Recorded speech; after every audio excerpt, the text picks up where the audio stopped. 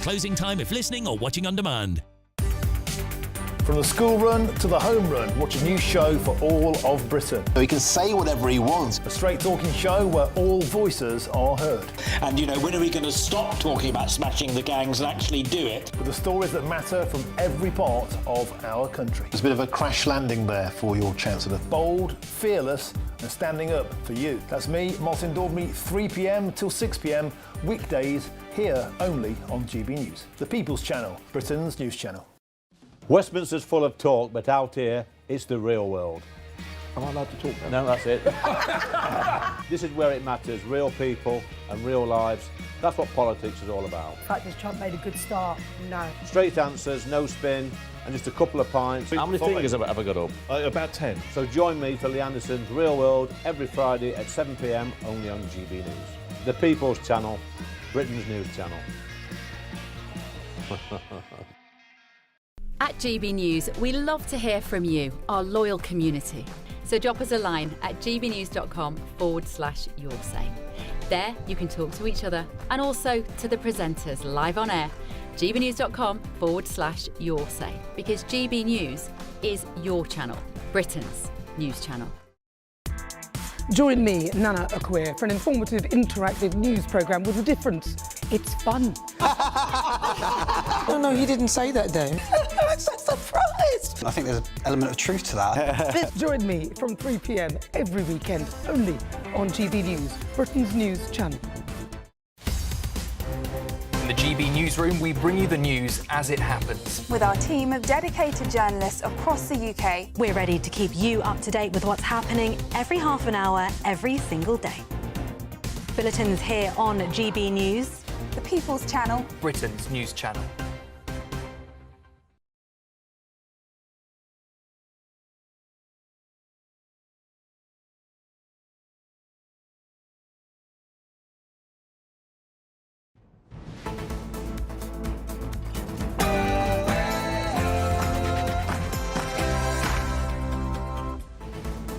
Good afternoon, Britain. It's 12 o'clock on Tuesday, the 15th of July. I'm Tom Harwood. And I'm Emily Carver.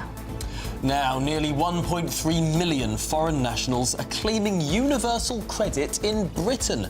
That's a near 50% increase just since 2022. A 12-year-old girl was punished at school for wearing a Union flag dress to her school's Culture Day. Her dad claims she was punished for celebrating being British. Now, the Shadow Secretary of State for Business, Andrew Griffiths, has given his reaction. You know, if someone turns up in patriotic clothes to their school, they should get a gold star rather than be penalised. Elsewhere, the BBC publishes its annual report today, including its top presenters' salaries. So how much did the recently departed Gary Lineker earn in the past year? This and the Greg Wallace scandal that continues to engulf the broadcaster.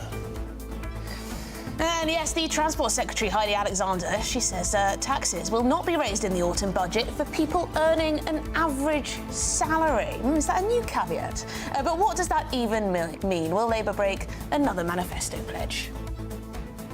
And the leader of a reform-run council has written to the government to express grave concern over curbs on care worker visas.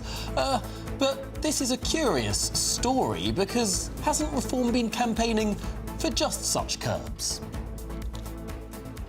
And in other news, an airport staff member will undergo retraining for asking a woman if she's pregnant. Is it ever acceptable to ask or indeed assume someone's pregnant?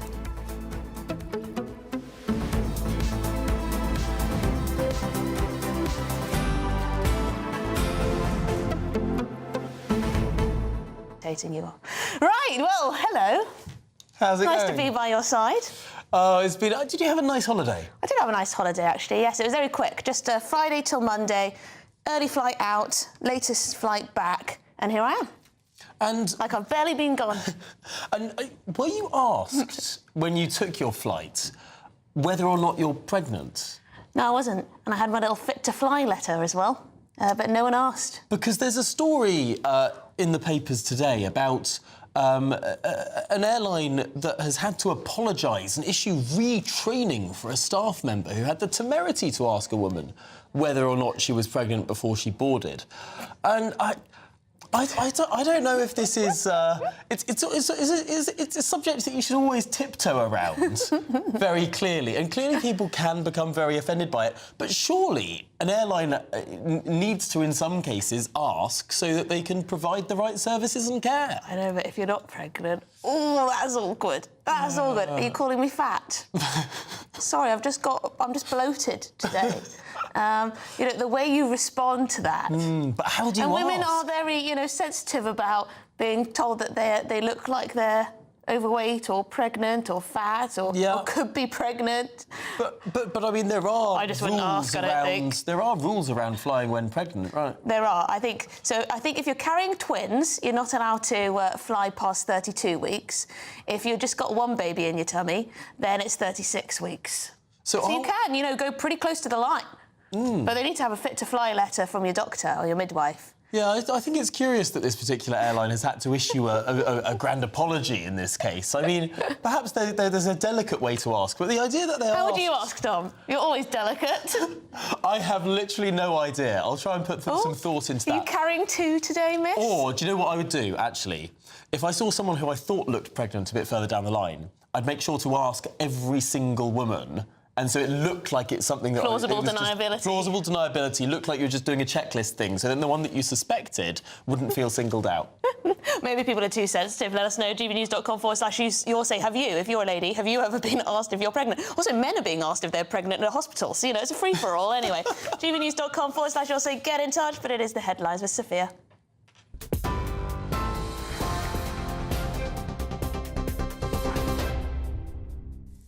Emily, thank you. Very good afternoon. It's just gone 12 o'clock. These are your latest headlines.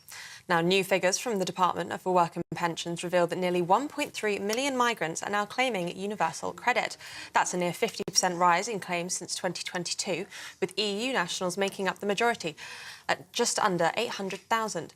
Another 200,000 claims come from non-EU nationals with indefinite leave to remain, and around 120,000 from refugees. The surge is reigniting debate around welfare, immigration and who should be eligible for support.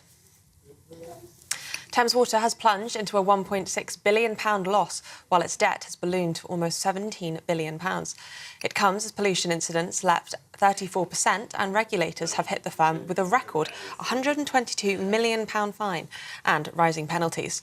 The crisis-hit supplier, serving 16 million people, is still hunting for a rescue deal after investors ditched Lifeline. Executives face a grilling by MPs tomorrow over the bonuses and the threat of nationalisation as its finances continue to creak. Now, in the last few minutes, the BBC's Director General Tim Davie said that there was no place for inappropriate behaviour at the corporation in the wake of a series of scandals, adding that this is a time of transition for the industry, a reset, and the changes we are driving are overdue.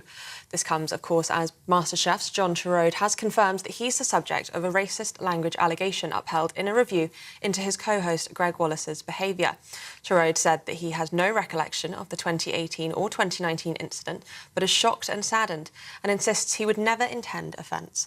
The review upheld 45 allegations against Wallace, mostly involving inappropriate sexual language and behaviour, dating back to 2005. Wallace, who's now stepped down, says he was diagnosed with autism and regrets if his behaviour missed the mark. BBC Director General Tim Davie has also said this afternoon that he does believe MasterChef has a future with the broadcaster beyond 2028, adding that he thinks it absolutely can survive and prosper. The Chancellor, Rachel Reeves, will tonight unveil what the Treasury is calling the biggest shake-up of financial regulation in a decade. In her Mansion House speech, she will promise sweeping reforms to boost home ownership and attract global investment. Key changes include more high loan-to-income mortgages, looser salary requirements and a permanent mortgage guarantee scheme.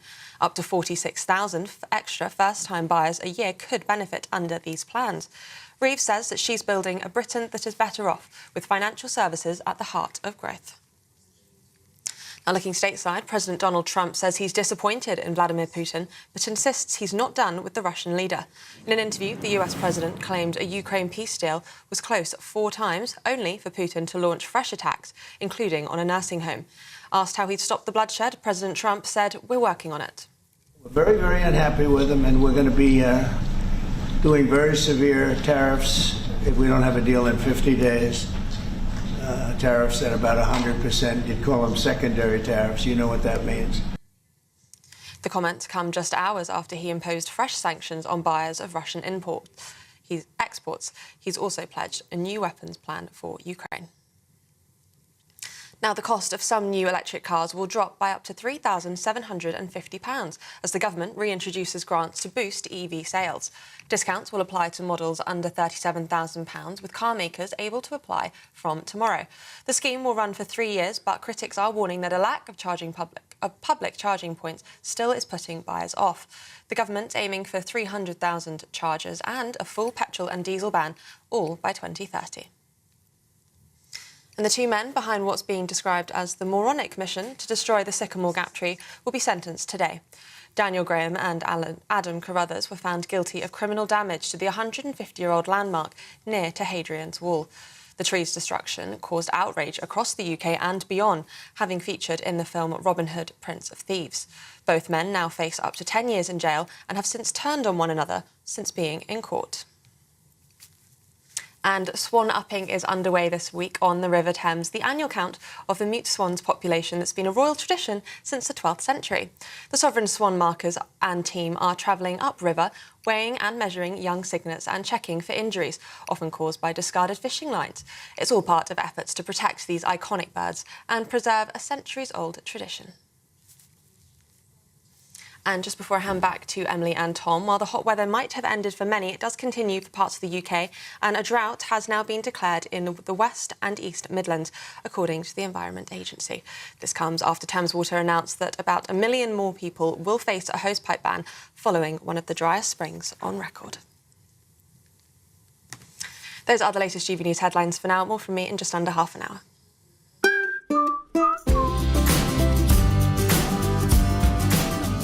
My Claim Group sponsors the GB News Finance Report. Here's a quick snapshot of the markets this afternoon. The pound will buy you $1.345 and €1.151.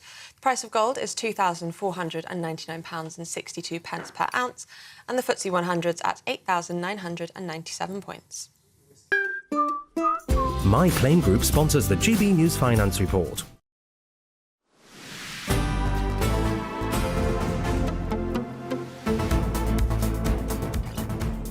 Good afternoon, Britain. It is 10 minutes past midday. Now, the Department for Work and Pensions has revealed that nearly 1.3 million migrants are claiming universal credit. Yes, so the latest government statistics show that there's been a near 50% increase in these claims since 2022.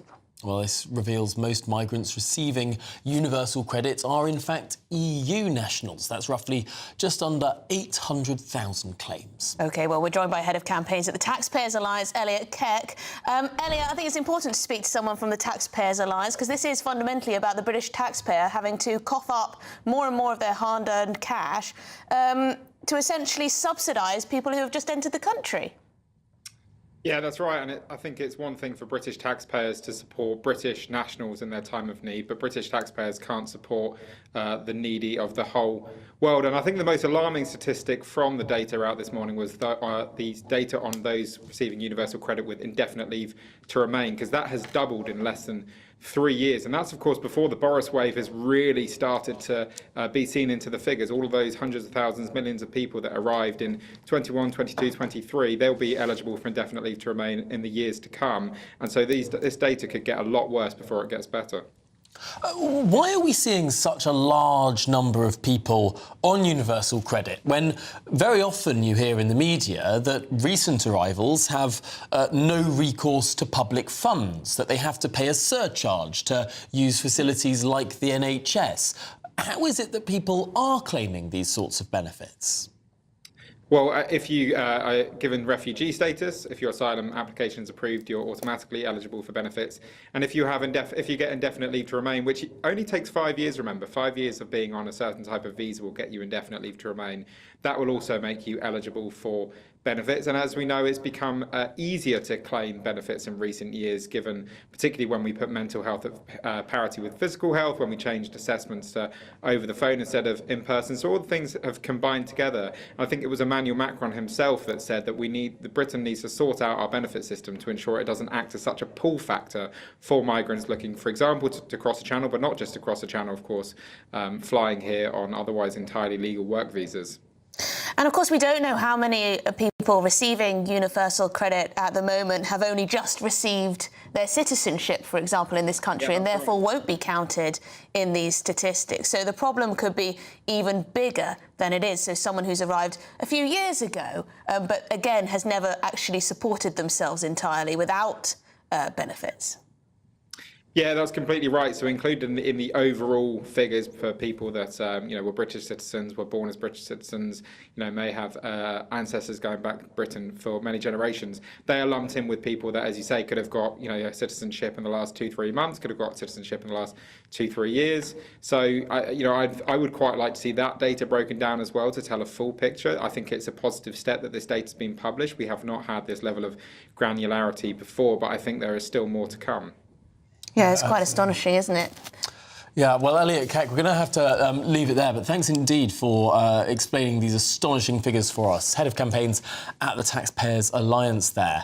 Yeah, I mean, just looking at these statistics, Tom, I mean, so most of the migrants getting universal credit are EU nationals, so that's about 770,000 of those claims. Non-EU nationals with indefinite leave, 211,000. Then 118,000 refugees, 54,000 on humanitarian visas, 75,000 on time-limited visas. So even if you're here for a time-limited period, and you're getting still getting universal credit, and then 33,000 others. We'll have to delve into what others means. There's a related story to talk about here, because this is all about Britishness, who is or isn't entitled to benefits, but also who's proud of their culture. Because a 12-year-old girl was punished by her teachers after wearing a Union Jack dress to her school's Culture Day. This is so depressing, this is. So Courtney's father claimed his daughter was told Culture Day was not for her and that she shouldn't be punished for celebrating being British. Those were his thoughts. So is this a culture clash or a misunderstanding? Well, joining us is the cultural historian Philip Kisley.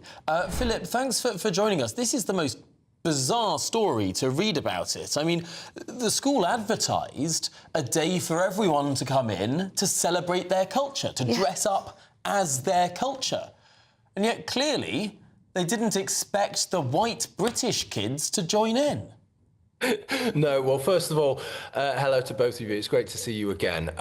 Yeah, it's crazy, isn't it? I think there's a meaning to the word inclusion, and it doesn't mean inclusion. It actually means exclusion.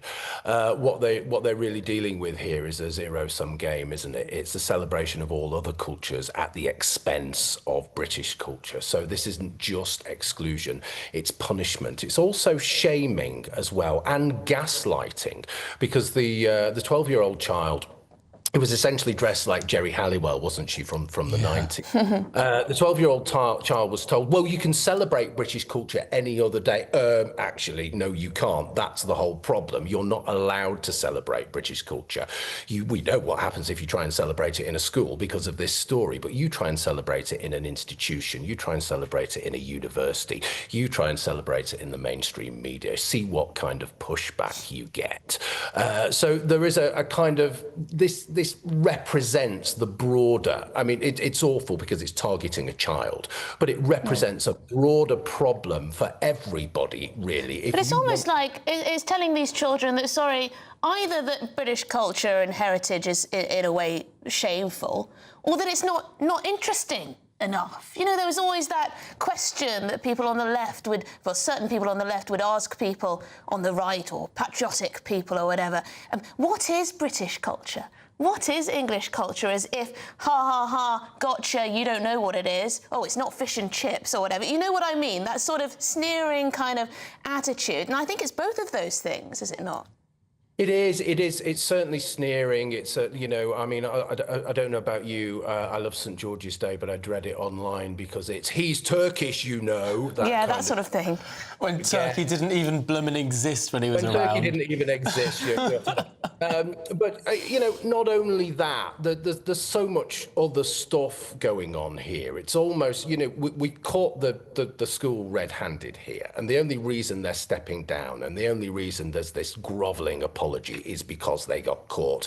And the father is great here. He's really pushing back. And the child is brilliant too and saying, look, this is what happened. And of course, they're terrified of the bad PR. But we get an insight, don't we, into what's happening on an everyday level at school. You know, you're being told off to celebrate your culture. Your culture somehow is secondary to every other culture. And it really needs to stop. This is a really good story. Sorry, just to carry on for 1 second longer. This is a really good story because the more exposure we give it, the more pushback we're able to kind of give as well. Yeah, and I think it does raise the issue, doesn't it, of for every story like this where the family is brave enough to talk to the press, where they are brave enough to come out and share their story, how many stories like this happen on a day-to-day basis where people, for completely legitimate reasons, would want to think, actually, I don't want to be in the national media spotlight. I want an easy life. I'm gonna leave it there. Yeah, absolutely. Remember that school in Hampshire that cancelled their Easter bonnet parade and all of their Easter festivities because of religious inclusivity reasons or whatever. I mean, that went down well, didn't it? Philip Kisley, we're going to have to leave it there, but thank you very much indeed for your input this afternoon. Cultural historian there, Philip Kisley. It is worth remembering exactly what the school advertised. They said, this special day is dedicated to recognising and celebrating the rich cultural diversity within our school community. We encourage students to consider wearing attire that reflects their nationality or family heritage. I mean, reading that, why wouldn't you, if you're an English kid, turn up in something that represents your own country? Oh, I mean, it would make you cry. Anyway, spokesman for Stowe Valley Trust said, we're committed to fostering an environment where every pupil feels respected, valued and included. We've since spoken directly with the pupil and her family to listen to their concerns and reflect on how this could have been handled better. We're committed to learning from this experience and ensuring that every student feels recognised and supported when expressing pride in their heritage. OK. Well, we're going to move on to another breaking story now. The BBC have published their annual salary report, which shows the names and salaries of stars and executives who earn £178,000 or more each and every year. Yes, so the BBC also reported revenue of £5.9 billion. That's up 10% on the previous year. And so the top-paid presenters, guess who they are? Of course, Gary Lineker, up there in the #1 spot. You've also got BBC's broadcaster Nick Robinson. You've got Fiona Bruce, Justin Webb and Greg James, all earning north of £400,000. Well, the Director General, Tim Davie, is earning more than £540,000. Well, there you go. So, yes, the list is available for you. Gary is very much at the top. Then you've got Zoe Ball, Alan Shearer, Greg James, Nick Robinson, Fiona Bruce, Stephen Nolan, Lauren Koonsberg, Vernon Kay and Justin Webb. But all it's an with very interesting big day salaries. for the BBC, of course, because as these salaries are announced, the BBC is in a bit of turmoil. Yes, the MasterChef host John Turode is being accused of having made a racist remark, something that he says he doesn't remember. Yeah, so The Sun's reporting that the broadcaster told Mr Turode to leave the show by claiming he had mental health issues. This all comes after over 45 out of 83 allegations were substantiated and upheld against Greg Wallace. Well, joining us now is the campaign director at Defund the BBC, Rebecca Ryan. Rebecca, is there a risk here that people jump on this guy Turode for one thing that he may or may not have said a few years ago at some social event, which we're not being told what this supposed racist remark was? I mean, is this going all a bit far? I think it's also opaque, isn't it? And we can't really know or judge what's really happened here. And this is the problem, isn't it, with this kind of witch hunts that go on in organisations like the BBC, where we can't really judge on what has been said and where, you know, sensitivities change over time. So we can't really know. But the main problem is that people are forced to pay for the BBC if they watch anything that's live broadcast. and therefore they have to pay for this. And, you know, they don't have a choice one way or the other, whether they can, you know, form an opinion on what's been said or what hasn't. And then the BBC sort of marks its own homework. And suddenly, you know, either people are painted as being sort of deeply racist and therefore they're cancelled, or things get swept under the carpet. It's just not a decent way for a national broadcaster to be going about things. And what do you make of these salaries that have just been published? I mean, every year everyone has a look and they gawp at some of the big pay. Gary Lineker, of course, he's recently departed, but he was paid 1.35 million or thereabouts. Lots of other presenters earning six figures, very high six figures, some of them as well. I mean, does that stick in the craw? Is that a problem for you at your campaign, just the scale of these salaries? Or is that just, you know, well, they'd be paid by ITV or they'd be paid by another network similar?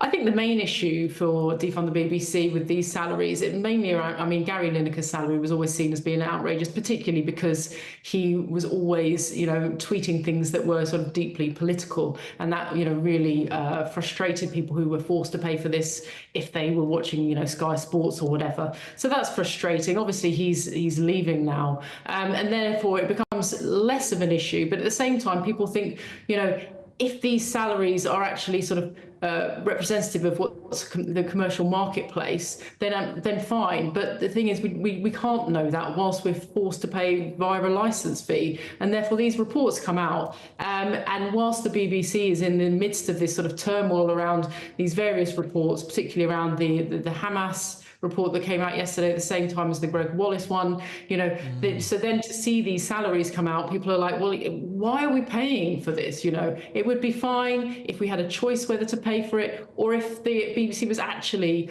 adhering to its obligations in its charter, which means that meant to deliver journalistic excellence and also be representative of all parts of the UK, and they don't do either of those things. Well, Rebecca Ryan, thanks so much for covering what a confluence of BBC-related stories there.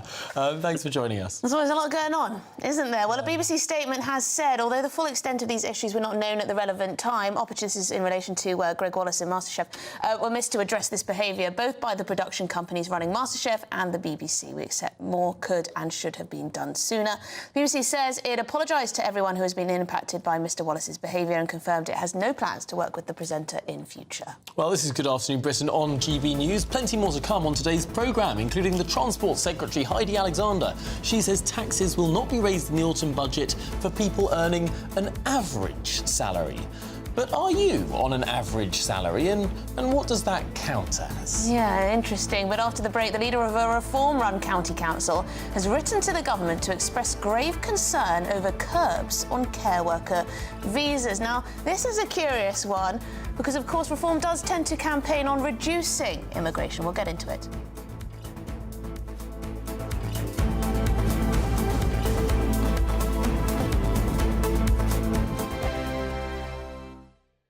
Westminster, the ultimate clique. And you're fighting like rats in a sack. But here on the Camilla Tominey Show, we ask the questions the establishment media is too scared to ask. OK, let me ask you a straight question, because I know you're a straight-talking politician. Whether it's net zero, illegal immigration or law and order, nothing is off limits. You had the power then.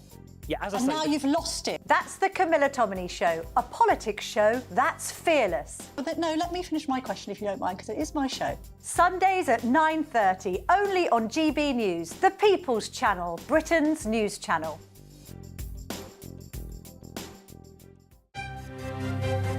GB News Breakfast, every day from 6 a.m. You have a very nice accent, and I always thought... but obviously I'm totally wrong. I've learned something already straight away. I mean, we've interviewed together on countless occasions. I thought you would have picked up on my English accent. Oh no, you're just changing it now. You're changing it a bit here. Yeah, I'm just putting it on for you, mate. Well, I'll tell you this, Chesney. I think it's amazing that we're talking about a tour next March for a man like you, and that shows you the extent to which you have to be organised to do these things. I thought, like, you're advertising this for this month or next month. Why the need to go so early?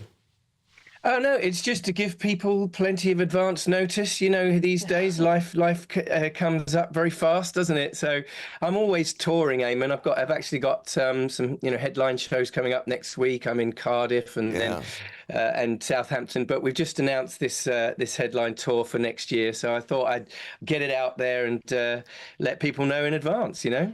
And Chesney, just looking at your Instagram now, I mean, you've got a sense of humour, haven't you? Because you've been putting videos out there saying people think I'm a one-hit wonder, but let me tell you, there'll be a lot more songs than just the one that you're most famous for. Yes. Contrary to popular belief, there are other songs. So looking forward, I've got a new album out right now, Ellie, and it's all been very, very well received. I'm so honoured and grateful for that. And so, yeah, I'll be performing some of this new album out on the road soon. You guys should come. GB News, the People's Channel. At GB News, we love to hear from you, our loyal community. So drop us a line at gbnews.com/yoursay. There you can talk to each other and also to the presenters live on air. gbnews.com/yoursay, because GB News is your channel, Britain's news channel.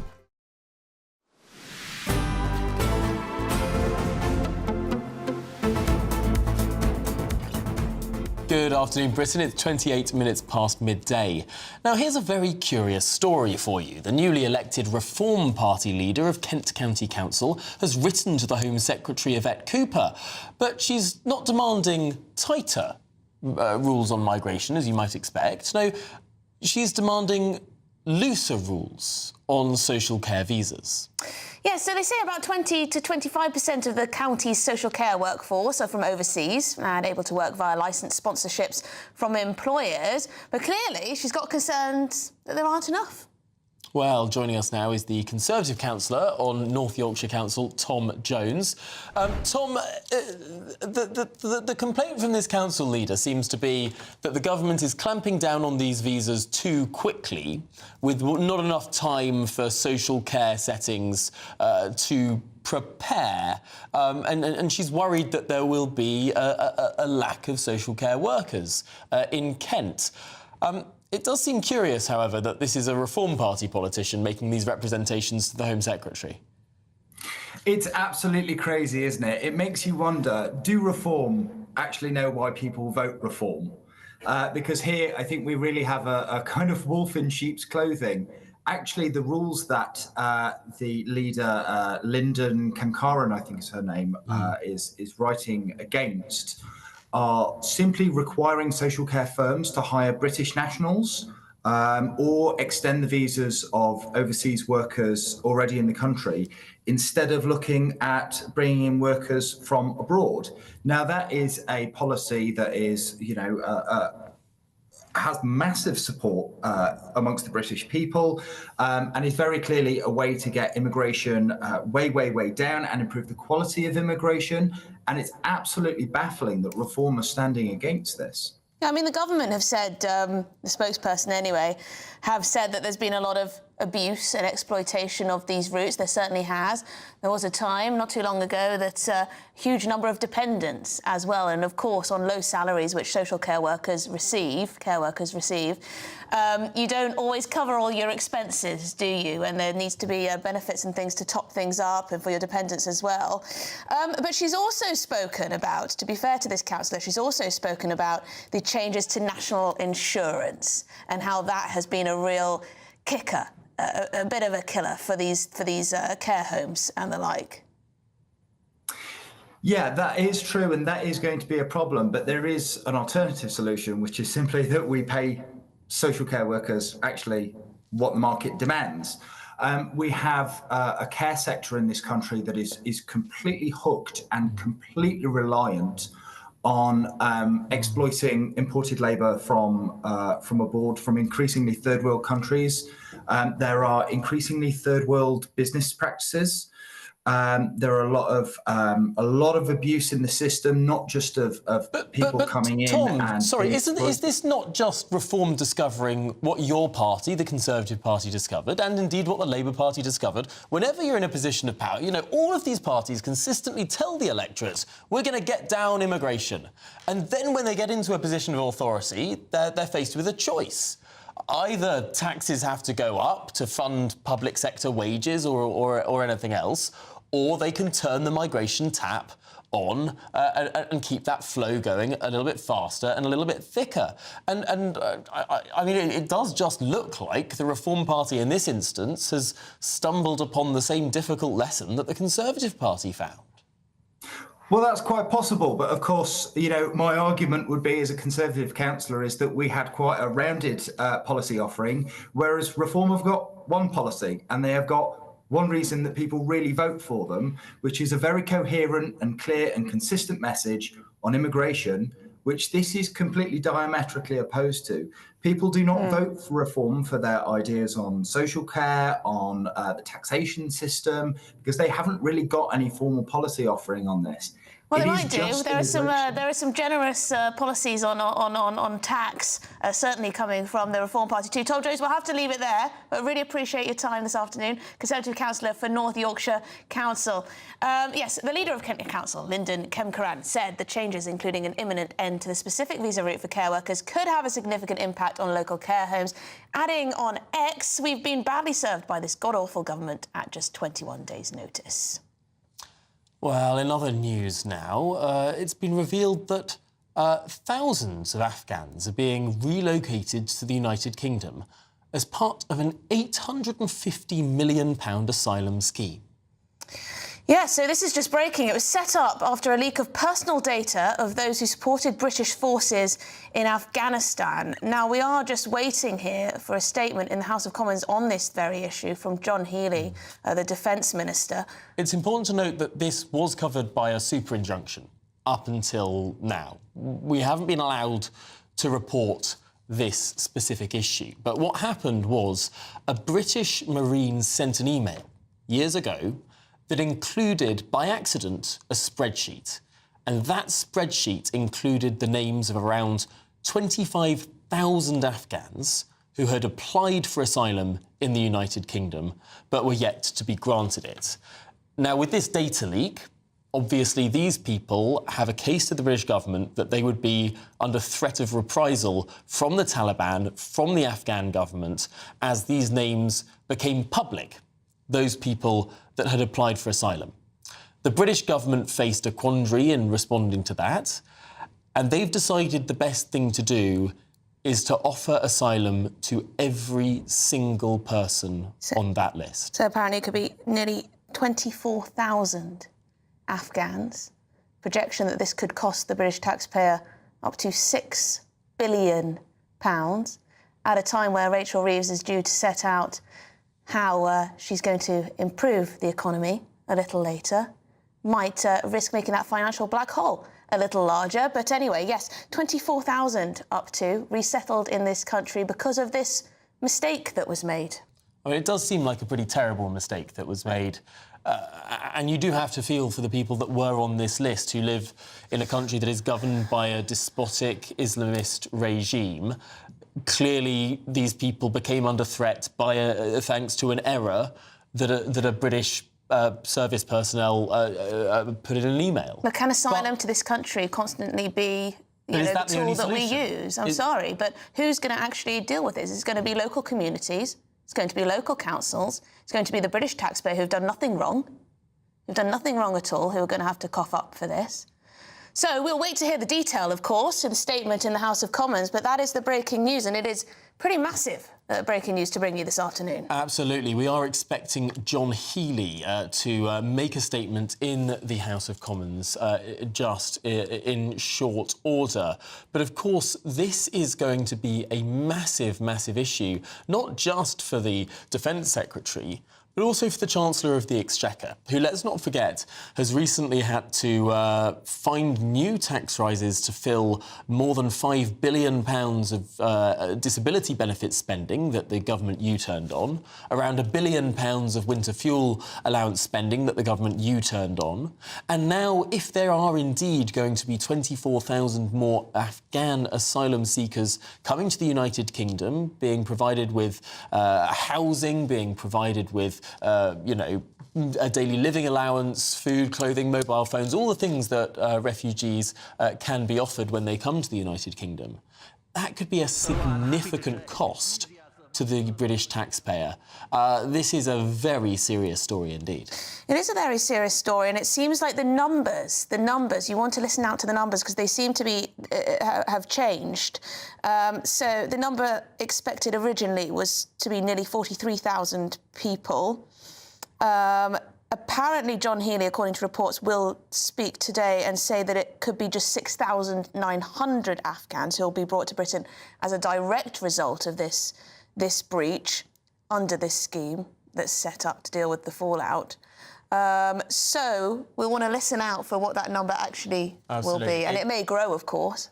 But that is going to be the key point. Just how large is this scheme going to be, and how much in compensation is the British taxpayer going to be on the hook for? And which councils will have to deal with it? Where in the country? Where in the country are these people going to go? Worth noting that this was a data breach that occurred back in 2022 when a Royal Marine sent an email to a group of Afghans, but included in that email was this spreadsheet. And that spreadsheet contained the identities of 25,000 Afghans. So the question is, how many of those 25,000 Afghans are going to be included in this new asylum scheme from Afghanistan? It's and also where have these people reported... been? Where have these people been in the interim? You know, if this breach occurred in February 2022, it's now 2025. What's been happening the last 3 years? Well, quite right. It's also been reported that this information, this spreadsheet information, ended up on Facebook and had been shared. But as I say, this, of course, has been subject to a super injunction. It has been subject to reporting restrictions up until this moment. But a very significant story in what is a difficult time for migration in this country. Small boat arrivals to the United Kingdom have never been higher. They're around 50% higher than the year before. But if legal asylum claims are also going to spike thanks to this data breach and the government's chosen response to this data breach, that is going to be yet more cost and yet more political trouble for a government that is already a bit below the waterline when it comes to the national polling figures. The incompetence demonstrated here, and then the expense and the impact on the British taxpayer. I mean, this estimate of £6 billion, a huge amount of money. Huge amount of money. It looks like the statement is beginning. Let's listen to John Healey. Mr. Speaker, I wish to make a statement on a significant data protection breach from February 2022 relating to the Afghan relocations and assistance policy. This led to the High Court granting an unprecedented super injunction and the previous government establishing a secret Afghan resettlement route. Today, I'm announcing to the House a change in government policy. I'm closing this resettlement route, I'm disclosing the data loss, and I'm confirming that the court order was lifted at 12 noon today. Members of this House, including you, Mr. Speaker, and myself, have been subject to this super injunction. It is unprecedented. And to be clear, the Court has always recognised the parliamentary privilege of proceedings in this House, and ministers decided not to tell parliamentarians at an earlier stage about the data incident, as the widespread publicity would increase the risk of the Taliban obtaining the data set. But as parliamentarians and as government ministers, it has been deeply uncomfortable to be constrained from reporting to this House. and I'm grateful today to be able to disclose the details to Parliament. And I trust you, Mr. Speaker, and members will bear with me if I take the time to ensure the House now has the fullest information possible, something I discussed with you, Mr. Speaker, yesterday. Mr. Speaker, the facts are as follows. In February 2022, 10 months after the then Defence Secretary Ben Wallace introduced the Afghan relocations and assistance policy, 6 months after the fall of Kabul, a defence official emailed an Arab caseworking file outside of authorised government systems. ARAP, as the House knows, is the resettlement scheme that this country established for Afghan citizens who worked for or with our UK armed forces over the combat years of Afghanistan. And both in opposition and in government, we have backed this scheme. I know ARAP also has had the full support from across this House. Now, this official mistakenly believed that they were sending the names of 150 applicants. However, the spreadsheet in fact contained personal information associated to 18,714 Afghans who had applied either to the ex gratia or the ARAP scheme on or before the 7th of January 2022. It contained names and contact details of applicants and, in some instances, information relating to applicants' family members. And in a small number of cases, Mr. Speaker, the names of members of Parliament, senior military officers and government officials were noted as supporting the application. This was a serious departmental error. It was in clear breach of strict data protection protocols, and it was one of many data losses relating to the ARAP scheme during this period. Now, previous government ministers first became aware of this data loss in mid-August 2023, 18 months after the incident. They became aware of the loss when personal details of 9 individuals from the dataset appeared online. Action was taken to ensure they were swiftly removed, an internal investigation was conducted, and the incident was reported both to the Metropolitan Police and to the Information Commissioner. The Met deemed that no criminal investigation was necessary, and the Information Commissioner has continued to work with the department throughout. However, journalists were almost immediately aware of the breach, and the previous administration applied to the High Court for an injunction to prevent the data loss becoming public. The judge deemed the risk warranted going further, and on the 1st of September 2023, granted a super injunction, which prevented the disclosure of the very existence of the injunction. Mr. Speaker, that super injunction has been in place for nearly 2 years, during which time 8 media organisations and their journalists have been served to prohibit any reporting. And no government wishes to withhold information from the British public, from parliamentarians, or the press in this manner. In autumn 2023, previous ministers started work on establishing a new settlement scheme, specifically designed for people in this compromised data set who were not eligible for ARAP. Not eligible for ARAP, but nevertheless judged to be at the highest risk of reprisals by the Taliban. It is known as the Afghan Response Route, ARR. It was covered by the super injunction. And the then government initially established the ARR to resettle a target cohort of around 200 principals. But in early 2024, a combination of the Minister's decisions on the scheme's policy design and the court's views had broadened this category to nearly 3,000 principals.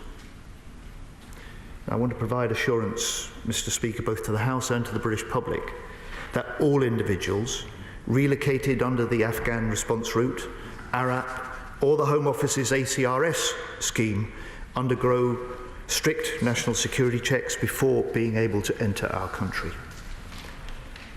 And the full number of Afghan arrivals under all schemes have been reported in the regular Home Office statistics, meaning that they are already counted in the existing migration figures.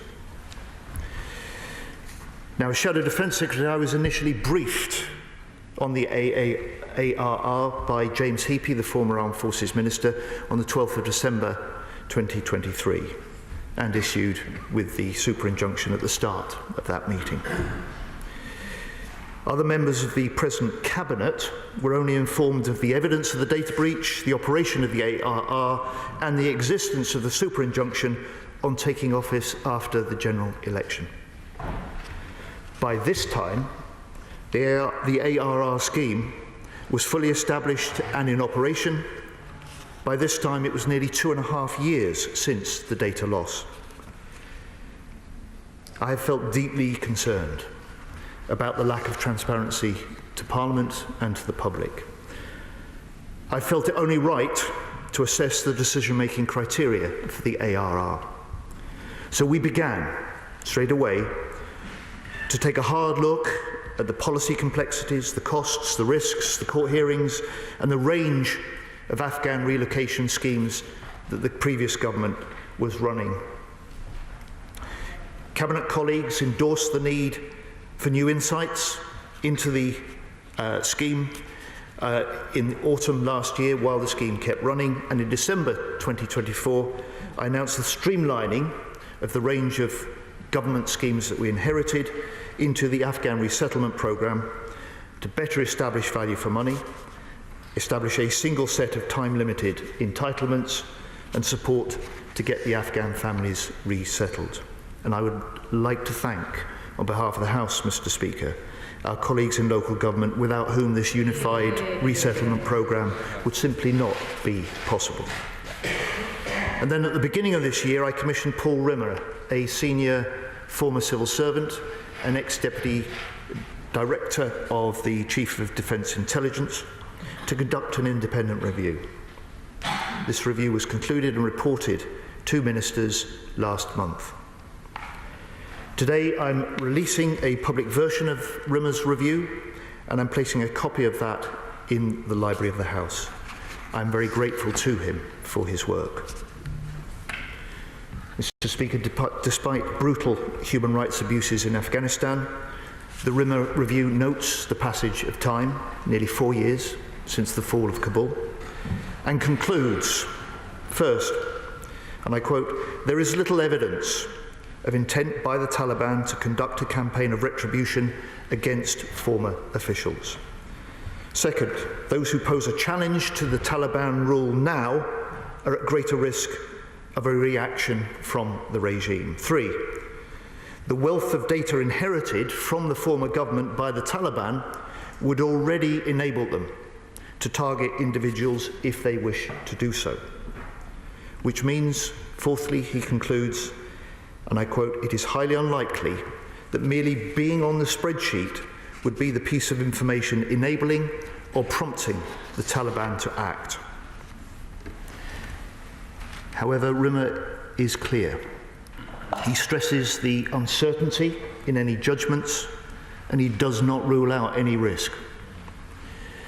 Yet he concludes, given this updated context, that the current policy we inherited appears, and I quote, "an extremely significant intervention to address the potentially limited net additional risk the incident likely presents."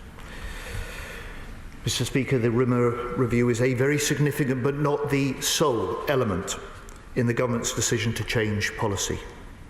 To change policy, to close the ARR, and to ensure that court order is lifted today. Policy concerns about proportionality, about public accountability, about cost, about fairness were also important factors to the government. And this was not a decision taken lightly. It follows a lengthy process, including the RIMA review, detailed ministerial discussions, and repeated consultations with legal advisors. And just as I have changed government policy in light of the RIMA review, so the High Court today, in light of the RIMA review, ruled that there is no tenable basis for the continuation of the super-injunction. Mr. Speaker, to date, 900 ARR principals are in Britain or in transit, together with 3,600 family members, at a cost of around £400 million. From today, there will be no new ARR offers of relocation to Britain. From today, the route is now closed. However, we will honour the 600 invitations already made to any named persons still in Afghanistan and their immediate family. When this nation makes a promise, we should keep it. Today, Mr. Speaker, I'm also restoring full accountability for the government's Afghan relocation scheme to Parliament. And I would expect our select committees to hold us account now through the in-depth inquiries. Let me turn, if I may, now to the practical action that we've taken as a result of this policy change and in preparation for the lifting of the court super-injunction. Mr. Speaker, my first concern has been to notify as many as possible affected by the data incident and provide them with further advice. The MOD has done this morning, although I have to say to the House it has not been possible to contact every individual on the dataset due to its incomplete and out-of-date information. However, anyone who may be concerned can head to our new dedicated gov.uk website, wherein they will find more information about the data loss, further security advice, a self-checker tool which will inform them whether their application has been affected, and contact steps for the Detailed Information Services Centre, which the MOD has established. Mr. Speaker, this serious data incident should never have happened. It may have occurred 3 years ago under the previous government, but to all those whose information was compromised, I offer a sincere apology today on behalf of the British government. And I trust the Shadow Defence Secretary, as a former Defence Minister, will join me in this. Mr. Speaker, to date, 36,000 Afghans have been accepted by Britain through the range of relocation schemes. Britain has honoured the duty we owe to those who worked and fought alongside our troops in Afghanistan. The British people have welcomed them to our country, and in turn, this is their chance to rebuild their lives, their chance to contribute and to share in the prosperity of our great country. However, none of these relocation schemes can carry on in perpetuity, nor were they conceived to do so. That's why on the 1st of July, we announced that we would no longer accept new applicants to ARAP. However, I will reiterate the commitment we made then to process every outstanding ARAP application and relocate those who may prove eligible. And we will complete our commitment to continuing the review of the triples. Mr. Speaker, I recognise my statement will prompt many questions. I would have wanted to settle these matters sooner, because full accountability to Parliament and freedom of the press matter deeply to me. They're fundamental to our British way of life. However, lives may have been at stake, and I've spent many hours thinking about this decision, thinking about the safety and the lives of people I will never meet in a far-off land in which 457 of our servicemen and women lost their lives. So this weighs heavily on me, and it's why no government could take such decisions lightly without sound grounds and hard deliberations. During this last year, we have conducted and we have now completed this work. I commend this statement to the House. So, Secretary of State James Cartledge. Thank you, Mr. Speaker, and I'm grateful to the Secretary of State both for advance side of his statement and for receipt early this morning of a hard copy of the Rimmer Review. And can I thank the Secretary of State and the Minister of the Armed Forces for briefing me yesterday and for briefing other parliamentary colleagues today. Furthermore, given the nature of the super injunction, Mr. Speaker, and the fact that the timing and nature of this statement relates entirely to the court's lifting of that super injunction, I also recognise that it was entirely right for the Secretary of State to update the House at the earliest opportunity and welcome the opportunity colleagues now have to scrutinise these matters. To declare an interest, Mr. Speaker, I was a minister at the MOD in August 2023 when the department first became aware of the breach. My main role being to chair one meeting on the matter in August 2023 because I was the duty minister, but thereafter being Minister for Defence Procurement and this sitting outside my portfolio, I had relatively minimal direct involvement. That said, the Secretary of State has issued an apology on behalf of the government, and I join him in that, and in recognising that this data leak should never have happened and was an unacceptable breach of all relevant data protocols. And I agree it is right that an apology is issued specifically to those whose data was compromised. It is nevertheless a fact that cannot be ignored that when this breach came to light, the immediate priority of the then government was to avoid a very specific and terrible scenario, namely, an error by an official of the British state leading to torture or even murder of persons in the dataset at the hands of what remains a brutal Taliban regime. As the Rimmer Review confirms, that scenario, thankfully, appears to have been avoided. Of course, the Rimmer Review was set up in January and reported to the Secretary of State in June, as we understand. I want to be clear, Mr. Speaker, it is entirely appropriate that the Secretary of State has sought to update the Department's understanding of the threat on the ground in Afghanistan that exists today, particularly for those persons in the data set who had previously been concluded to be at greatest risk of reprisals. However, the House will appreciate that when ministers became aware of this data breach in August 2023, we did not have the luxury of 6 months to assess the situation. As Rimmer says at paragraph 53, and I quote, the review notes that the passage of time is particularly relevant. And I know that my former ministerial colleague, former Minister of the Armed Forces, James Heapy, who led the response to the leak, will have been focused entirely on what he saw as his duty of care to those at risk of reprisals, based on the threat assessment that pertained at the time. But any threat picture is constantly evolving. And as I say, I support the Secretary of State's decision to review the MOD's understanding of the threat, and given the latest situation as reported by Rimmer, we support his conclusion that the Afghanistan response route, the ARR, can now be closed. Turning to the super injunction, I do entirely understand why this will be the subject of considerable interest, particularly for the newspapers and media outlets concerned. We have an independent judiciary, and it is not for me to comment on either the decision to grant the injunction in the first place, nor to lift it today. But it is surely telling that the Rimmer Review paragraph 56 states that planning at the time the government became aware of this breach in the summer of 2023 was based, and I quote directly, on a risk judgment that were the Taliban to secure access to the data set, the consequences for affected individuals may be serious. Had that not been the case, no doubt the court would have been less likely to grant the injunction, and certainly not a super injunction. So on the leak, can the Secretary of State confirm that this was by a civil servant and that ministers at the time took steps to change the casework procedure, i.e. not using spreadsheets sent by email, but moving to a more secure system fully within the entirely secure network?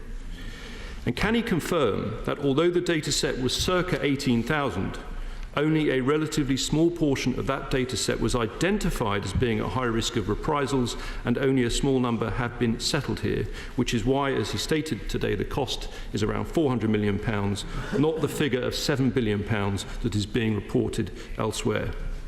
And can I agree with him that now that these matters are rightly in the public domain, that given the reassessment of the threat in the Rimmer Review, it would be wholly appropriate for the Select Committee and others to look into these matters further? Can the Secretary of State comment on one very specific item being reported. That, and I'm not referring to the person who made the leak, but another apparent third party who obtained some of the data was engaged in blackmail. Did the original Metropolitan Police investigation look at this? And if not, will he consider reopening it so that the police can have another look at that very specific point, which is very serious in its implications? Finally, we must recognise the huge role played by Afghan nationals in support of our armed forces. But any policy in this area must always be balanced against our own national interest. We support the government in closing the ARR scheme, and as we did with their decision to close the full Arab programme.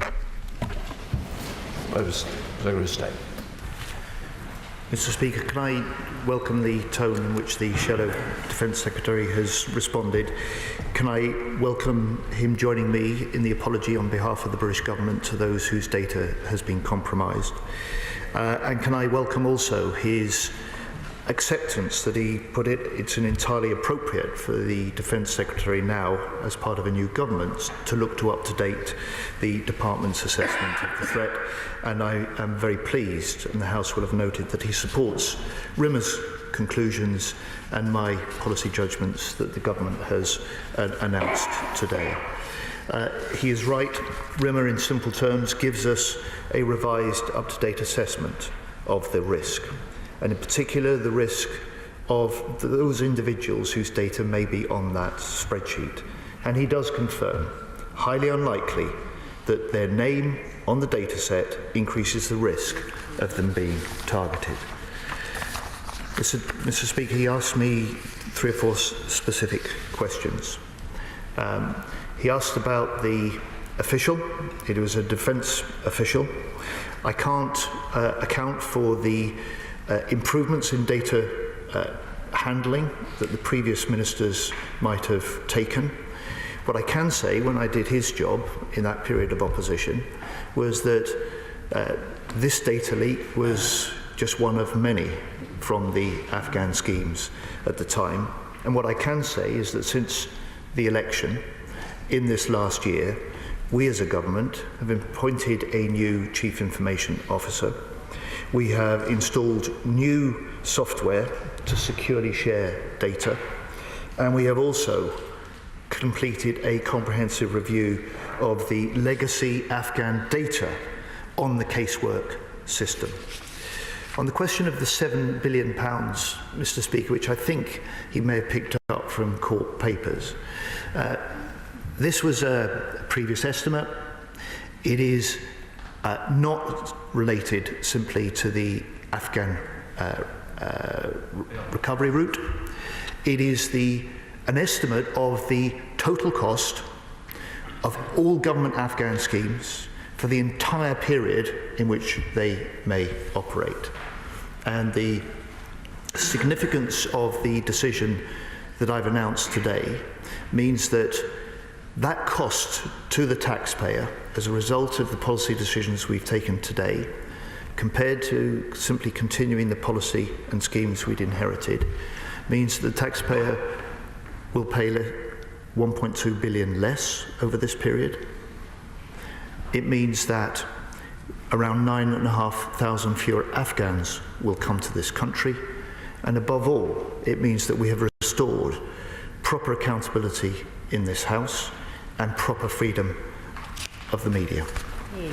Chair of the Select Committee, Tamerji Singh. Thank you very much, Mr. Speaker. I thank the Secretary of State for advance signing. Well, an extraordinary statement there from the Defence Secretary, John Healey, revealing what has been hidden from the British public for more than 2 years. A super injunction placed upon the press, preventing us from reporting to you that a secret Afghan relocation scheme was set up, bringing thousands of Afghans across to the United Kingdom, all in response to a data breach caused by the Ministry of Defence. It's quite extraordinary. We're going to get the very latest from our Home and Security Editor, Mark White, in just 1 second. But the cost, the incompetence, the expense, the hidden numbers, all of this, the British taxpayer not consulted on, didn't know about because of this injunction. And we're starting to get more of the detail. Well, Mark White is just going to come up because he's been following this story for us. It's worth talking about some of the cost that has already been signed off in secret by government ministers. At one point, the Chancellor of the Exchequer, Rachel Reeves, was willing to spend £7 billion in the totality of this package. That was when she recently became Chancellor. In fairness, it was a scheme that was in part devised by the previous government as well. The data breach occurred back in 2023. So what we see here is a situation where the government decreed almost 100,000 people could have been affected by this data breach, even though it affected 18,714 applicants individually. Those affected would, of course, have been those related to them, their families and wider issues there. But the question was, what could the British government do about this data breach that could have fallen into the hands of the Taliban, telling them not just the names, but also the contact details and whereabouts of over 18,000 Afghans who had applied for asylum in the United Kingdom? It's quite extraordinary, these figures, and this all happening without the British public being told about it. So, yes, they learned of the breach back in August 2023, so it was under the previous government. All sides have said they join in with the apology to those who were affected by this. You now apparently have about 9,000 Afghans who have arrived in the UK or are currently en route via this previously secret scheme. The costs, yes, you say Rachel Reeves signed off on £7 billion. They're now saying it could be up to £6 billion. Only cost £400 million so far is what they're saying too. But the scale of this, the incompetence clearly that's been shown, this defence official who made this catastrophic mistake, and the repercussions now for the British public and the taxpayer. I mean, it is just such a dire situation. It's worth noting that The Times is reporting 18,500 Afghans have been already moved to the United Kingdom under this scheme. They've been flown to the United Kingdom, they've been put up in hotels, they've been put up in military bases, but we haven't until today been allowed to say that this is all thanks to an incompetent data breach that the Ministry of Defence made. Now, The Times is also reporting that 5,400 more Afghans who've already received their invitation letters under what was called the Afghan response route will still be coming to the United Kingdom. So thousands more to come. But what John Healey there was saying was that this route is now going to be shut down. So that's not only the Afghan relocation and assistance policy, the general Afghan route that was set up and was publicly known about, but this secret route, this secret asylum policy called the Afghan response route that has now been running for years will be shut down after the lifting of this super injunction. Yeah, and it's all rather confusing because there are these three separate routes that have existed, some now shut down. All different numbers of people have been using various routes for different reasons. Now the government are able to tell us what's been happening in these years that have passed since this breach. It's just an extraordinary story. Extraordinary story that the British press were not allowed to report on the scale of this at all. At all. Mark White, our Home and Security Editor, is with us now. He's been listening to the statement there. Mark, so what do we know? There is a little bit of confusion over the numbers. How many Afghans have been relocated so far to the United Kingdom as a direct result of this breach? Well, officially, the Ministry of Defence is saying that 4,500 Afghans have been relocated to the UK under this scheme, with about another 500 or so who are still to be relocated at a cost so far of some 400 million, with an additional cost of about 400 to 450 million. But you're right, there is confusion.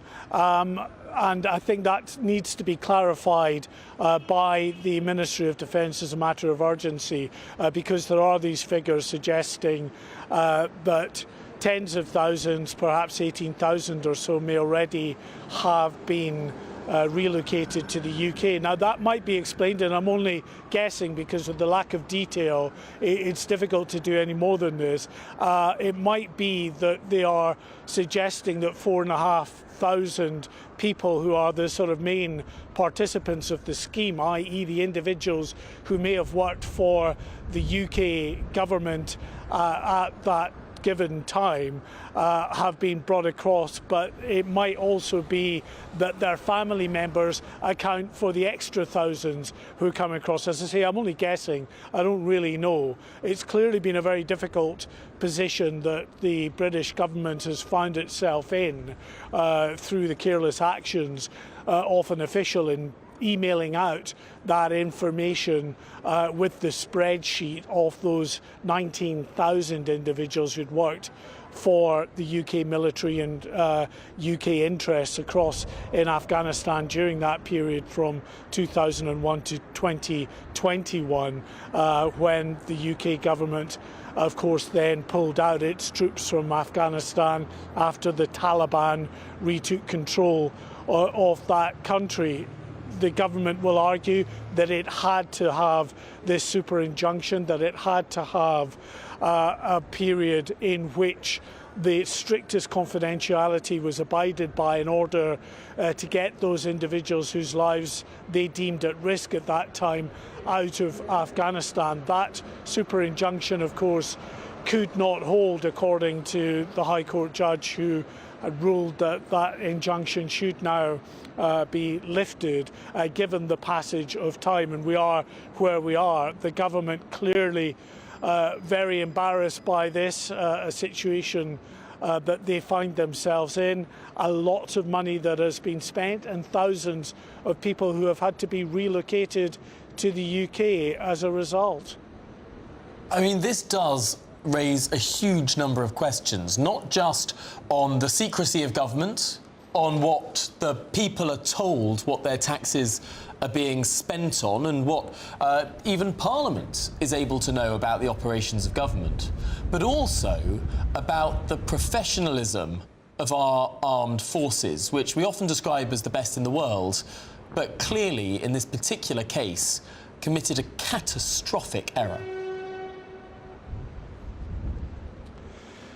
Well, that's true, but, you know, errors do occur from time to time. Everybody's human, as the saying goes. It was a catastrophic error. It has had very wide-reaching ramifications.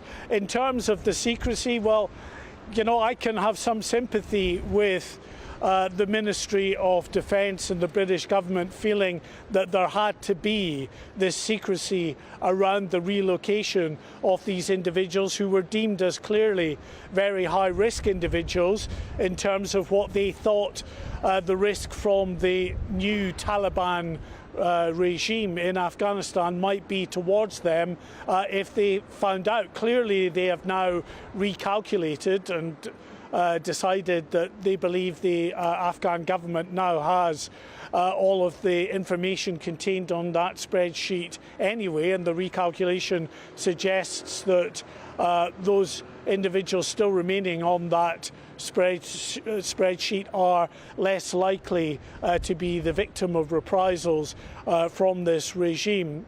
To say there's an awful lot to come. This story is just clearly broken today with that statement from John Healey. A lot of questions, as you heard, being asked by the opposition there in terms of the detail that, of course, we all need to know. It's an enormous amount of money. There was some suggestion that it might have been as much as £7 billion that would have to be spent on this relocation scheme. Now, the government is pushing back against that and suggesting that actually it may be closer to £1 billion by the time that that relocation process is complete. But that's the kind of detail that we do need answered now as a matter of urgency. Now, effectively, that the cat is out of the bag, that we know about what has been going on here, and this now once secret operation, which is no longer secret.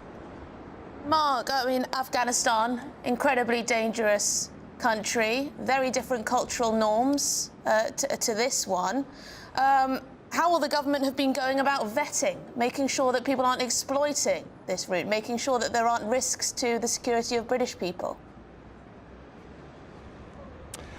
Well, in terms of vetting, of course, the government had the names in the first place. The government knew many people who would have worked for them, but these people were then applying for relocation under that scheme. It would have been, of course, a matter of checking those individuals against the potential branch of the military or government that those people, they may be interpreters or other individuals involved in working for the UK government at that time, as to whether those individuals are who they say they are. It's not necessarily a straightforward process when you're dealing with people in a third country, given that we don't have a presence now in that country, having left when the Taliban took over. So yes, it can be difficult and might only be thoroughly done when an individual has actually left that country and arrived in the UK. I mean, we know that quite independently from this emergency and secret, as it was, relocation scheme, there was the relocation of individuals in the months and weeks before the Taliban overthrew the government in Afghanistan and took over in Kabul. And also, of course, you have the situation of the small boats coming across the English Channel. There are many people in the years since the Taliban took over control of Afghanistan who have fled that country and who have come across the English Channel, quite a number of them claiming that they had worked for the UK military and the UK government in Afghanistan at that time. Oh, quite thanks indeed for your immediate reaction to this breaking news story. Of course, now a super injunction lifted after years to reveal that there was a serious data breach involving thousands of Afghans who had applied for a relocation scheme to the United Kingdom. The government learnt about this breach 1 year after it happened and immediately applied for this super injunction, which has only been lifted at midday today. OK, well, we're going to go to Christopher Hope, our political editor. Christopher, a lot going on with this breaking news this afternoon. You've been speaking to Number 10. That's right, Emily, Tom. Absolutely huge story here. Now, the government, or Number 10, the building behind me, is very clear. They didn't want to get ahead of MPs finding out about it. So the government, the spokesman for the Prime Minister, hasn't yet given on the record comments about this. We'll hear from them at 3:45 today, and more information will develop through the day. But clearly, this is a deeply embarrassing failure by the state. It's not a party political matter, because as Mark White was eloquently saying, it goes back to under the last government. It was obviously a Marine involved in this disclosure, and whether this super injunction was appropriate for all this time is obviously something which will be talked about for many days hence. We'll hear more from the Number 10 later this afternoon, but an absolutely huge story here, which has a huge bearing on immigration, on open government, and on how we protect data of people who need protecting. Absolutely. Those are the three key strands of all of this and the decisions that have been made along the way. Now that this scheme has been closed, it's not been as large as it could have at one point been. But at one point, the Chancellor of the Exchequer, Rachel Reeves, reportedly was willing to sign off £7 billion of spending on bringing these Afghan asylum seekers over to the United Kingdom. That is a very shocking revelation. No matter the fact that that £7 billion will now not be spent, given the cut-off of the scheme at this point, the fact that she signed that off will carry a heavy political toll. Well, yes, the money wasn't spent, though, so it has no bearing on the budget. I guess, you know, she's not here to defend herself, Rachel Reeves, or she's giving a speech tonight in the Mansion House, but faced with the risk of life, the risk to life from the Taliban, if this list had got into their hands, and it wasn't clear whether the government itself was putting more weight on this data set than actually was necessary. But clearly, there are choices made in government. If you can spend £7 billion to protect tens of thousands of people being hunted down and killed by the Taliban. It's a difficult and an invidious choice to make, but the money wasn't spent. And that is a very important point to make. Of course, we have seen over the course of this statement a strange sort of unanimity between both the Conservative and the Labour governments. There were Labour Defence Secretaries and Conservative Defence Secretaries who've presided over this scandal. And in some ways, of course, as you say, the initial data breach was nothing to do with the politicians at all. A mistake by a service member, a member of service personnel. And yet, it was a political decision to seek an injunction, to gag the press for years, to say that we could not report on what was potentially an enormous amount of spending, is certainly a large number of people flying over to the United Kingdom and being put up in hotels or on military bases or whatever else. And, of course, that serious data breach. There will be these questions of how open our democracy is and what we, the people, are allowed to know. Yeah, and people like Ben Wallace, the former Defence Secretary in the last government, he personally made the decision to apply for a court order shortly after journalists notified the MOD they were aware of it, and clearly there's concerns here about why that was granted, and that has been, if you look at some of the remarks made by the various judges who looked at this, they were concerned about billions of pounds potentially being spent here with no scrutiny from the MPs, other MPs, or the media, people like us. So I think there's clearly a balance being fought here, but on the, ministers were clearly worried about the risk of people being killed here and being hunted down by the Taliban. It's a difficult decision, and the balance has been struck that now is the time to release the information, lift that super injunction. Operation Arab, which was the airlift of Afghans from Kabul after the end of the UK occupation, supporting there the nascent government there after that ended. Now is the moment to lift it. So, big concern that this will dominate news for many days, I think. Absolutely. Well, Christopher Hope, thank you very much indeed for now. That's Christopher, political editor. I mean, people would have noticed this in their local communities because... A lot of these people are already here. Yeah, already here, being housed in hotels temporarily, being housed in military sites temporarily. People will have noticed this, but not been told. No. But not being told. Well, we will get more political reaction to this throughout the day. We're expecting the government to say more. Now that this is out in the open, now that the Defence Secretary has said his piece in the House of Commons, we'll have much more reaction throughout the day here on Good Afternoon Britain on GB News. We absolutely will. As well as that, we will also be looking at this new poll which suggests a party jointly led by Zara Sultana and Jeremy Corbyn would, if an election were called today, receive just as many votes as the Labour Party. Is this the new battle for Keir Starmer? But after the break, a 12-year-old girl was punished at school for wearing a Union flag dress to her school's Culture Day. Her dad claims that she was punished for celebrating being British.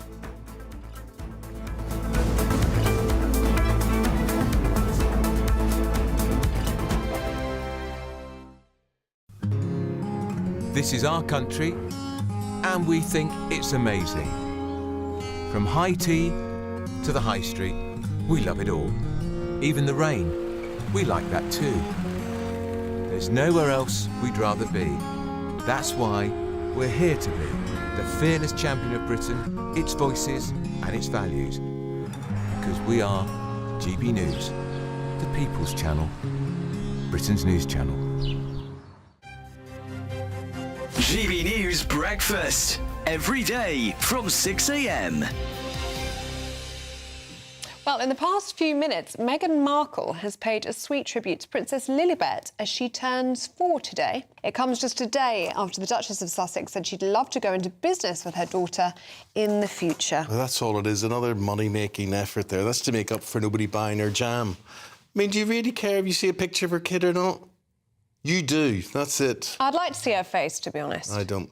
Now, back to Diana, of course, who was a real star and style icon and whatever.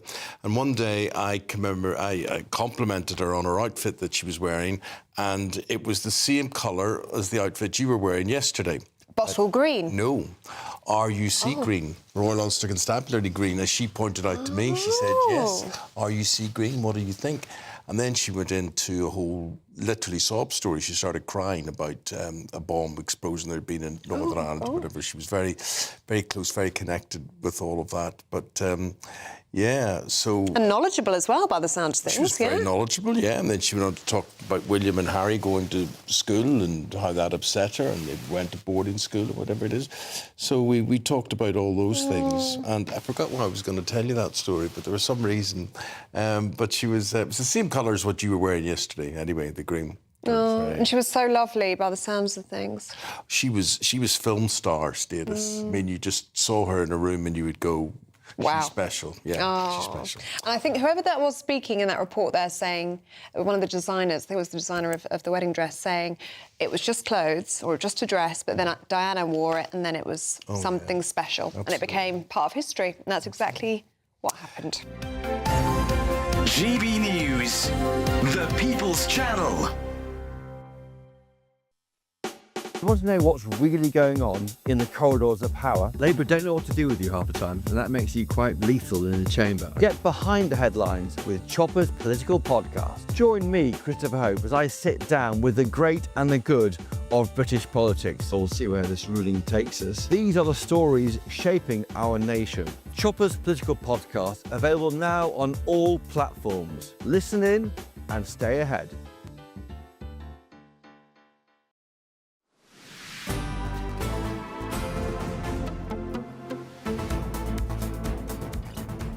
Good afternoon, Britain. It's 28 minutes past 1.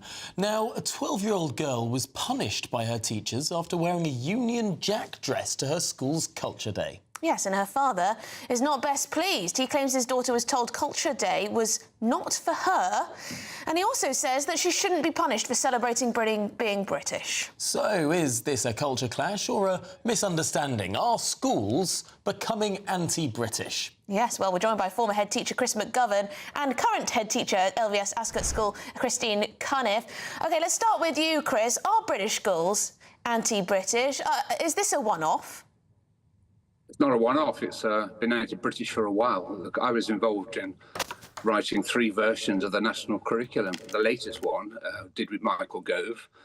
And although it says you have to teach British history, it doesn't specify any particular topic. It does list some topics of British history, but they're all called non-statutory. So you don't actually do very much, but you do have to teach.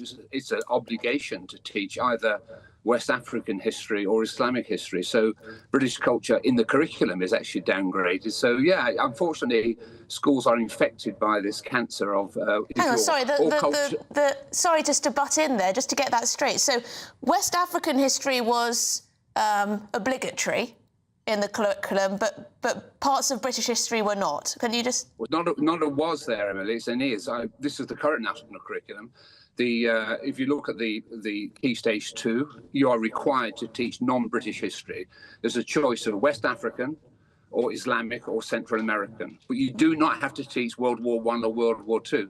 But even going back 30, 40 years, I remember Margaret Thatcher saying to me, Chris, we haven't got to teach even World War I in the national curriculum. She was panicking then, you know, so it's been going on for a while. All cultures are equal, except for the British culture, which is inferior. That's the message in too many schools, not all, but in too many schools. OK, let's throw that over to Christine Cunniff, current head teacher at LVS Ascot. Is this the experience in perhaps a majority of schools? I don't see it myself. I am in the independent sector, and I must say what happened to that young lady was disgraceful. That should never have happened. You know, everybody has a right to be proud of who they are, what culture they come from, and to be able to talk about it and celebrate it. I mean, that I'm very, very, I really want to make that known. I see, OK, I get Chris's point about the curriculum in itself, but schools are obliged to bring in British values into the school and the independent inspectorate. It's very much part of the inspection that you are celebrating British values and the children know what they are. So I'm not saying it in particular. And I studied history as a student, and I studied British topics, but also international topics as well. You know, so it makes you a global citizen. I don't personally see it, and I would be really shocked if that's what's happening across the country. Well, let's throw that back to you, Chris.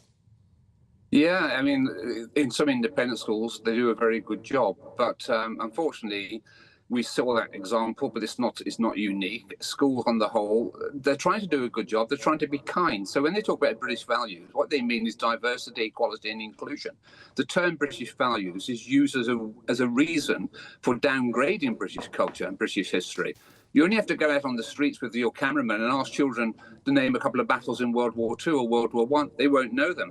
There's a huge ignorance in this country of British history. So it's transparent that young people particularly, but also perhaps their parents these days, because we're going on for some time, do not know the defining features of British history, for example, which is I'm particularly interested in. We need to get over this sense of shame about our own past. We hear a lot about white privilege, for example, and white working class failure. We have a problem here, and until we face up to the existence of the problem, we'll never solve it. And at the moment, as we talk, there's a new history curriculum being written, and I suspect it will be even worse, because one of the leading figures on that working party was someone I was working with some years ago, and when every school in the country received a video pack to commemorate VE Day, and that VE Day 30-minute video pack gave 14 seconds to Winston Churchill, and only to say he lost the 1945 general election. And the person who was behind that video is now dominating the discussion about the new curriculum. That's where we are.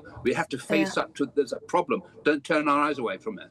I mean, Christine, it must have been absolutely awful for this 12-year-old girl. She got all dressed up in her Union flag dress, ready to celebrate British culture, because that is the only culture that she has, you know, as an individual. It's almost saying, oh, you're not exciting enough because you're just bog-standard English British, or there's something shameful about celebrating it, but it's okay to celebrate any other heritage that a child might have. I mean, it is really awful. And then it wasn't that long ago, was it? There was this school in Hampshire who cancelled their Easter celebrations, their bonnet parade that they'd been having for years because of religious inclusivity reasons. I mean, what is wrong with this country sometimes, Christine? I think that's one of the main reasons that I moved to the independent sector 23 years ago, because in the independent education, you don't have to follow the national curriculum. Well, not at the moment anyway. Let's hope that doesn't change. So you can put in any parts of the history that you want to teach. And I think British culture is just not about teaching the curriculum and history. It's about all the other things. It's, you know, you don't shout me down. It's about eating fish and chips at the seaside. I'm up in Snowdonia at the moment. I'm celebrating Welsh biscuits and things like that, you know, and I will bring those things back for my children in school. Like when I go to Nigeria or I go anywhere else on a marketing tour, I bring things back for the children.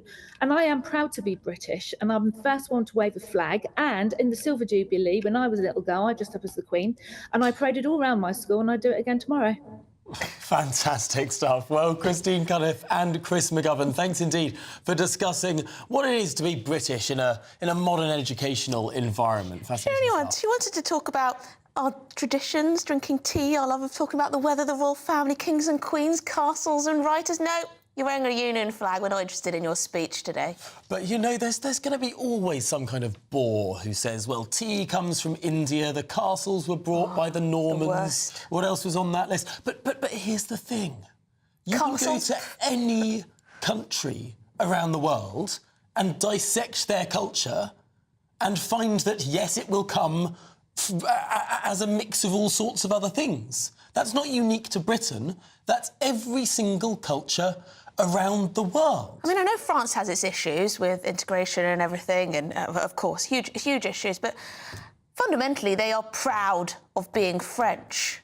And they like to indulge in their culture, and they like to share it and celebrate it and absolutely everything. You just feel it when you're in France. Whereas this country, I don't know what we're doing in this country, to be honest. The thing is, we do have these moments that we can celebrate, whether it's national military victories from Trafalgar to Waterloo. A lot of them involve the French. Whether it's the Glorious Revolution, because we do sometimes think that year zero is 1945 and that this country's only existed in a sort of the Windrush generation that's when built the whole world. That's when the country was founded, according to some politicians. But my goodness me, we've got 1,000 years of history to celebrate. Right, OK, let's read out what the spokesman for Stowe Valley Trust said, "We're committed to fostering an environment where every pupil feels respected, valued and included.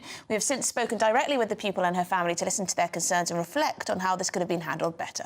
We are committed to learning from this experience and ensuring that every student feels recognised and supported when expressing pride in their heritage." Well, this is Good Afternoon Britain on GB News. Lots more to come, including an airport staff member will undergo retraining for asking a woman if she was pregnant. Is it ever acceptable to ask if someone's pregnant? Yeah, this one happened to not be. But after the break, a new poll suggests that a party jointly led by Zara Sultana and Jeremy Corbyn would receive just as many votes as the Labour Party if there were a general election called today.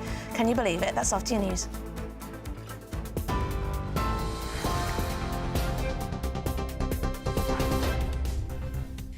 Good afternoon. The headlines at 1:30. Thousands of Afghans are being relocated to the UK as part of a secret £850 million scheme set up after a leak of personal data of those who supported the British forces. Defence Secretary John Healey spoke in the House of Commons this afternoon. This was a serious departmental error. It was in clear breach of strict data protection protocols, and it was one of many data losses relating to the ARAP scheme during this period. From the Department for Work and Pensions reveal nearly 1.3 million migrants are now claiming universal credit. That's a near 50% rise in claims since 2022, with EU nationals making up the majority at just under 800,000. The BBC has published its annual salary report revealing which stars and executives earn over £178,000 a year. Gary Lineker takes top of the list, taking home more than £1.35 million. And the BBC is facing a storm of controversy, with MasterChef presenter John Turode now part of an inquiry over allegations of racist language. Turode denied the claim, stating, "I do not believe that it happened." Those are the latest headlines for now. More news at the top of the hour. For the very latest GB News direct to your smartphone, sign up to News Alerts by scanning the QR code or go to gbnews.com/alerts.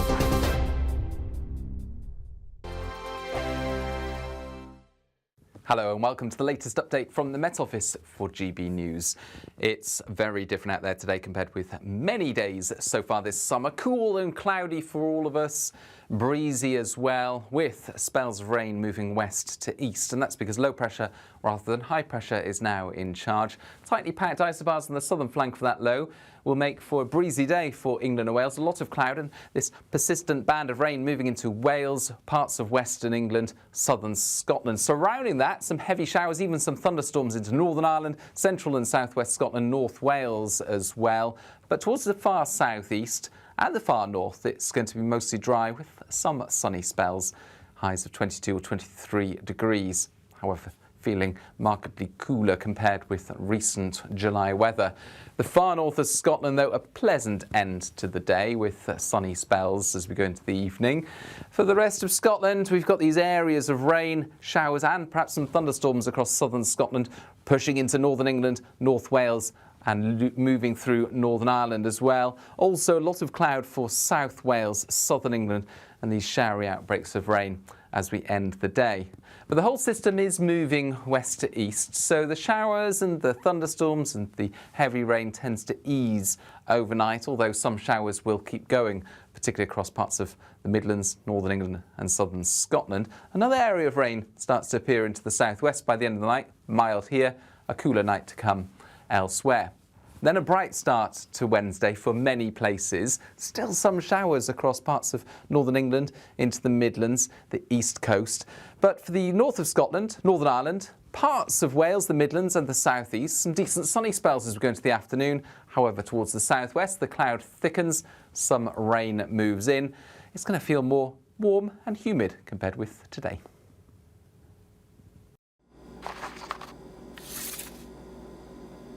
Crash Law 24 sponsors GB News Traffic and Travel Report. Good afternoon. This is the latest AI travel news from gbnews.com. Drivers should be aware of road closures along the M4 eastbound between Junction 40 and Junction 41 in Tybuck due to roadworks. with both the on-slip and off-slip closed from 7 this evening. In Cambridgeshire, the A14 westbound at junction 24B is closed for road management measures expected to lift by 4:15 this afternoon. Moreover, drivers in Glasgow need to exercise caution as surface water is affecting conditions. And on the trains, there are significant disruptions on the Elizabeth line between Stratford in London and Shenfield. Additionally, Great Western Railway is running buses instead of trains between Exeter St David's and Barnstaple. For more travel news, go to gbnews.com. Crash Law 24 sponsors GB News Traffic and Travel Report.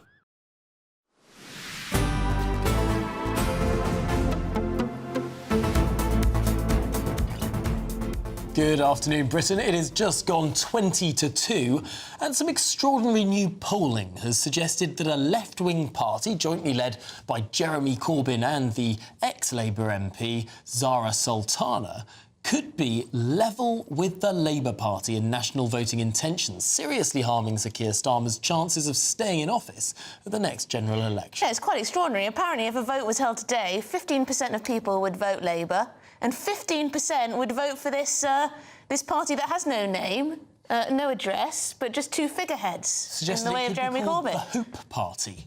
Oh, is that the latest? No word yet whether our political editor Christopher Hope will be joining. But Miss Sultana resigned the Labour whip earlier this month to focus on co-leading this new party with the former Labour leader Jeremy Corbyn, which is likely to call for huge tax rises to redistribute wealth and opposition to the war in Gaza on a pro-Palestinian platform. OK, well, let's get analysis with political commentator David Moore. David, were you surprised when you saw this latest polling? I mean, I wonder what Keir Starmer's thinking. Well, we're seeing the honourable member for the Islamic Republic of Iran, Jeremy Corbyn, have not just a new movement of the hard left, but an alliance with Islamist sympathisers. I think the 15% poll, it's a bit too early days, but it just shows how Labour's mass immigration policy has backfired on itself. Under Blair, it thought it could have huge migration figures to use as votes, and now already we're seeing the Gaza independents sprout out in the last general election, join forces. Zara Sultana obviously famously left the Labour Party after Labour said it would prescribe Palestine Action as a terrorist organisation. There's a clear trend here, and that's why people are calling this party Jezbollah. I think there's a trend here. And yet there are lots of alternative parties that sort of try to stand on this platform. You mentioned the independents that got elected at the last election. The Green Party is in the midst of a pretty bitter leadership battle over the direction that party goes in, whether it becomes more radical and populist left-wing as this Jeremy Corbyn offer is supposed to go. But I wonder how much credence can we really place on a poll that is asking about a party that currently has no policy and not even any name? Well, absolutely. I think the clear message here, Labour is in deep trouble. It's losing its voter base. Its voter base is splitting off. The white working class are getting fed up with Labour and they're joining other parties. We're seeing a lot of traditionally Labour immigrant communities, especially those in the Midland towns, starting to vote for these independent parties. But I imagine some of them may even join forces at this rate.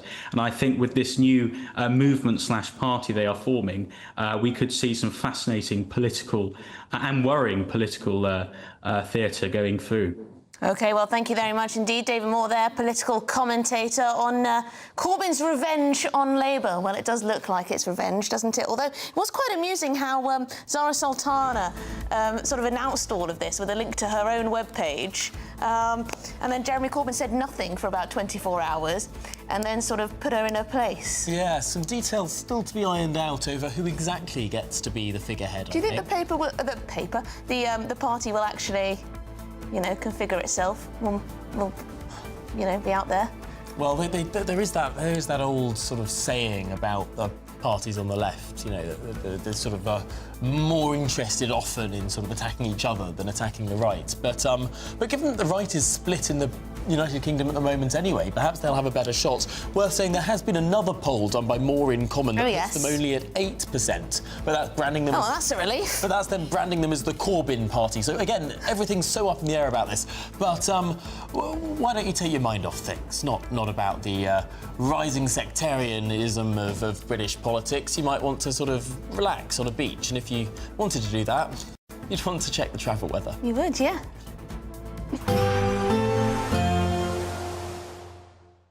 Ready to soak up that holiday sunshine? Won't we need some cover? No worries. All sorted. All Clear Travel Insurance sponsors GB News travel destinations forecast. It's pretty unsettled across eastern parts of Europe as we go through this week. Frequent showers bring the risk of some intense thundery downpours. A different story further west though, across Madeira and the Canary Islands. It's dry here on Wednesday, also dry across parts of Portugal and Spain. Meanwhile, further east, Italy will see a few showers, but the showers more frequent, more intense towards the east. And like I said, that brings the risk of some heavy thundery downpours. Through the rest of the week, it's looking largely dry for most. All Clear Travel Insurance sponsors GB News travel destinations forecast. In the GB newsroom, we bring you the news as it happens. With our team of dedicated journalists across the UK. We're ready to keep you up to date with what's happening every half an hour, every single day. Bulletins here on GB News. The People's Channel. Britain's news channel. GB News Breakfast. Every day from 6 a.m. Welcome back to Breakfast. Now, experts are warning that lithium suppliers will not keep up with the demand for electric cars. Yeah, researchers say domestic lithium production could grow as much by about 10 times what it currently is by 2030, but will still fall short of demand. So this morning we're asking whether Labour's green car policy is unachievable. This policy tells you everything you need to know about net zero. This isn't about giving people free choices about the technologies they want to use. This is about saying we're going to have mandatory targets. It's a sad indictment on our country if we've just normalised the government making these fundamental decisions for people's lives. The CEBR has warned that this policy might cost the country. That's rigid targets for battery electric vehicles, known as the ZEV mandate. 80% of all vehicles will have to be electric vehicles by 2030, rising to 100% by 2035. And that policy is expected to cost £400 billion to the UK economy. And of course, car makers as well have warned that this policy is not achievable. The latest stats say 47% of vehicles sold in Britain are now EVs. We're halfway there after just 2 years of the electric mandate. We've another 5 years to go. It's speeding up. And this charge that lithium, we're going to have a shortage of lithium, is nonsense. What it says is that there may be the consumption of lithium is increasing, so the domestic production will not be sufficient, but there's plenty in the world. GB News, the People's Channel. This is Britain's newsroom, where your voice matters. It's just astonishing. With expert analysis and honest opinion, we don't just keep you informed. We bring you unique perspectives you won't see anywhere else. Can't argue with any of that. When the news happens, it happens here. On Britain's newsroom, weekdays from 9:30 a.m. Only on GB News. Join me, Nana Akwe, for an informative, interactive news programme with a difference. It's fun. No, he didn't say that, Dave. I'm so surprised. I think there's an element of truth to that. Join me from 3 p.m. every weekend, only on GB News, Britain's news channel.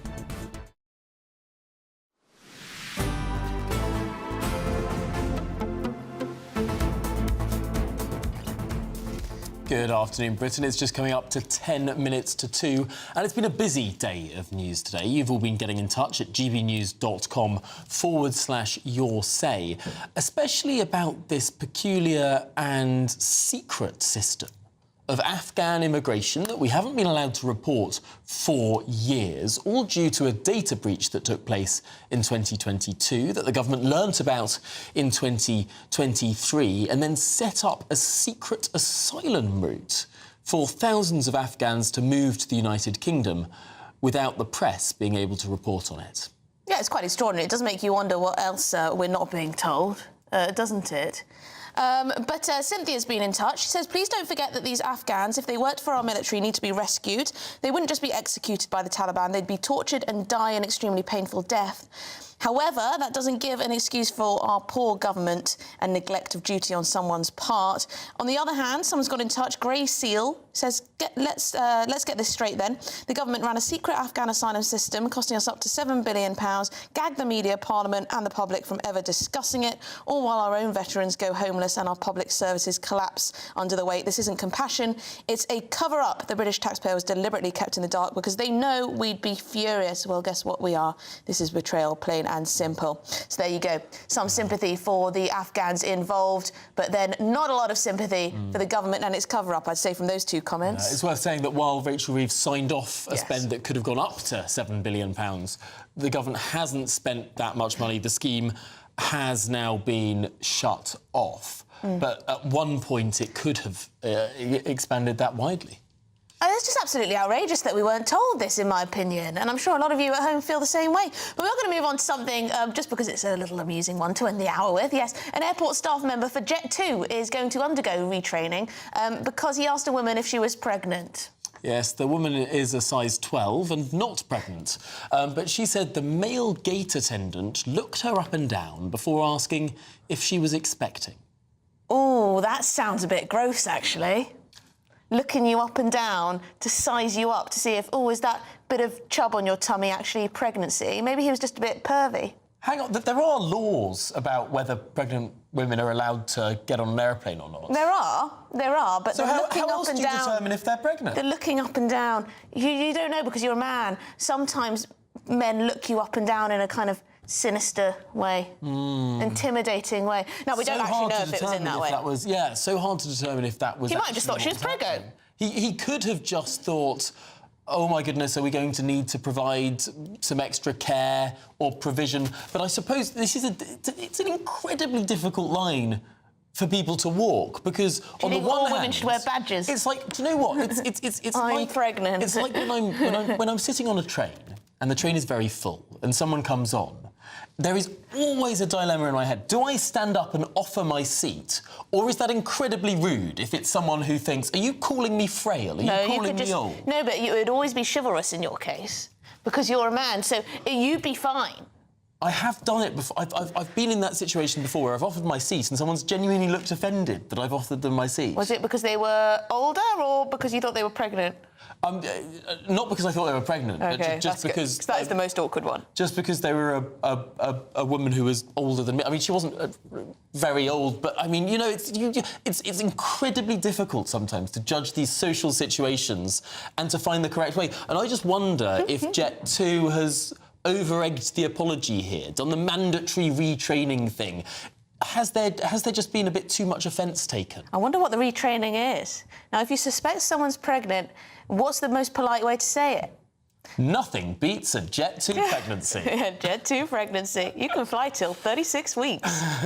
Right, well, we should say that Jet2 have been in touch. A spokesman said, we would like to reiterate our sincere apologies to Miss King, which our team have also done directly. Whilst our teams might sometimes be required to ask customers questions for health and safety reasons, they are trained to handle this in a more appropriate manner and recognise that this did not happen on an isolated occasion. I love how she spoke out on this. Hilarious. Anyway, we've got lots more coming up. We are going to bring you the very latest on that Afghan Royal secret Afghan Royal settlement scheme. That's next.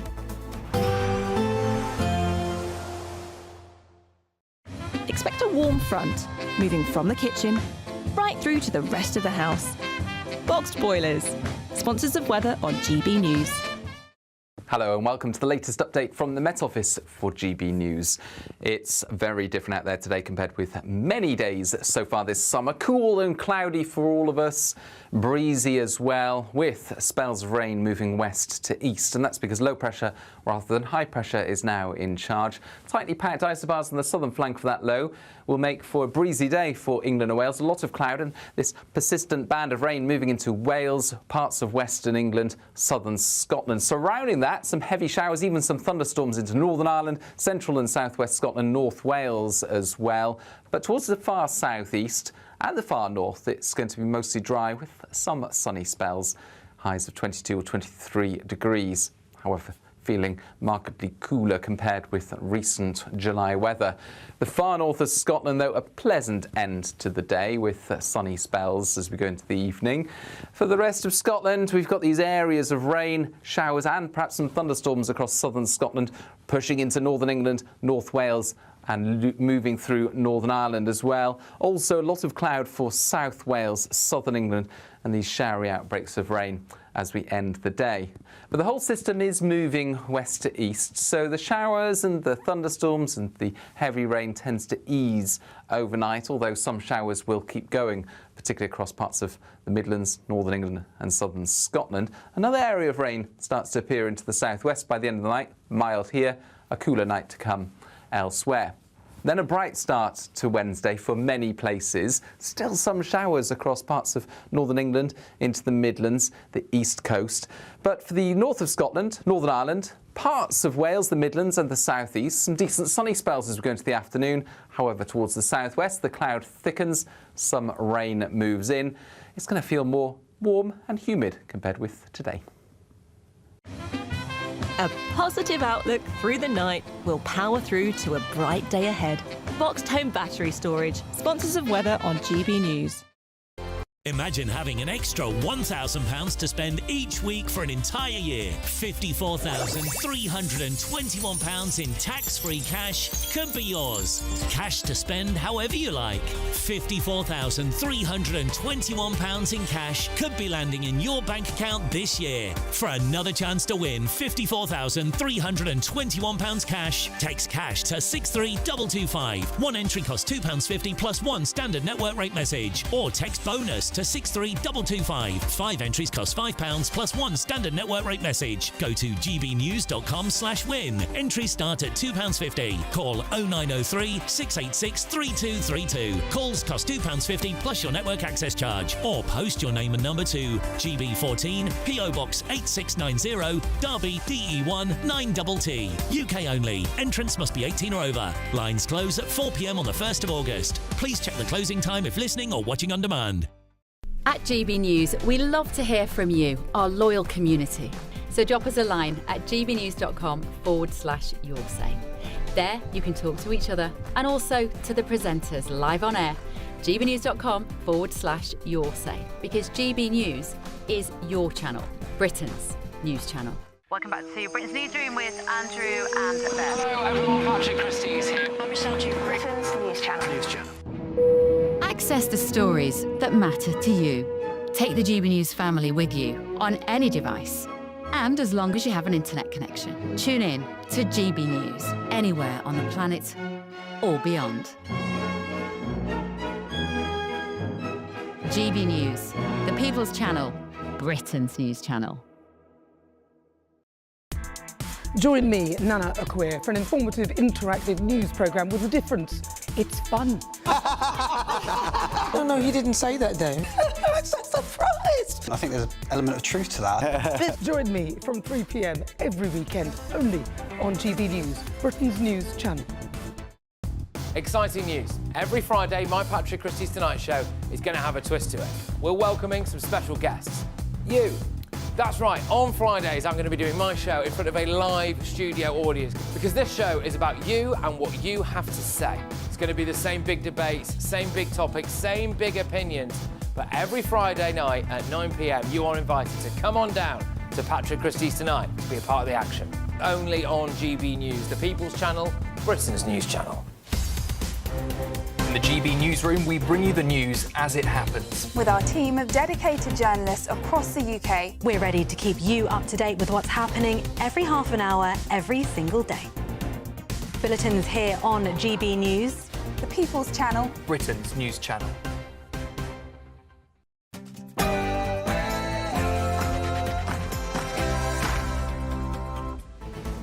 Good afternoon, Britain. It's 2 o'clock on Tuesday, the 15th of July.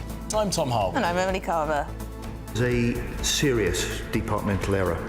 It was in clear breach of strict data protection protocols, and it was one of many data losses relating to the ARAP scheme during this period. Breaking news. Thousands of Afghans have been relocated to the United Kingdom, all in a secret scheme following a major Ministry of Defence data breach. Well, this was a highly embarrassing and extremely costly blunder for the Ministry of Defence. It's estimated to cost in the region of £1 billion so far, but that figure could rise much higher if compensation claims are agreed. In other news, nearly 1.3 million foreign nationals are now claiming universal credit in Britain. That's a near 50% increase since 2022. Why is it costing so much?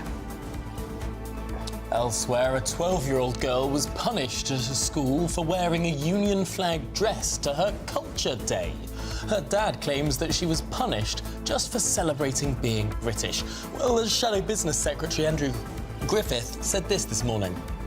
You know, if someone turns up in patriotic clothes to their school, they should get a gold star rather than be penalised. Well, in schools, children are going to be taught to combat misogyny and apparently resist incel culture under new guidance.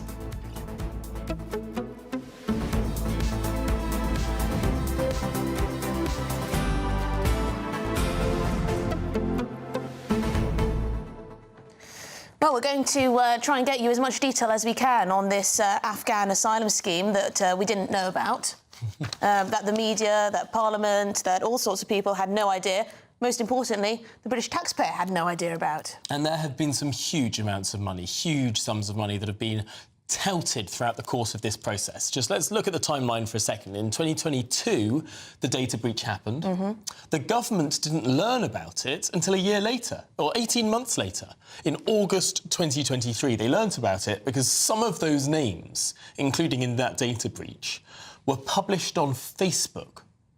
Now, the government was concerned that there was blackmail that could have been taking place, but crucially, if these thousands of names had ended up in the hands of the Taliban, there could have been torture and execution taking place. And this led to a secret relocation scheme being set up. Again, an injunction being sought to gag the press from reporting about any of this until, frankly, it had concluded. And that is the point that we've arrived at today. It's just quite incredible, isn't it? Because a relocation scheme, thousands of Afghans relocated to this country under this scheme. OK. People up and down the country will have noticed, Afghan men and families moving into hotels nearby them, for example, up and down the country. We know that they've been kept in hotel accommodation temporarily before they then receive housing, or military sites they've been held in. And people will have noticed this, but no one's said anything about it. No one's told them about it. No one's told them about the cost of it. I suppose the government was just hoping that, people would be fine. It would all be fine until it came out. Well, there's so much to dive into here. There's some discrepancy over the numbers who've already arrived, those that are still to come, and just how much money of your money has actually been spent on this. But we'll be digging into all of it, of course, after your very latest news headlines.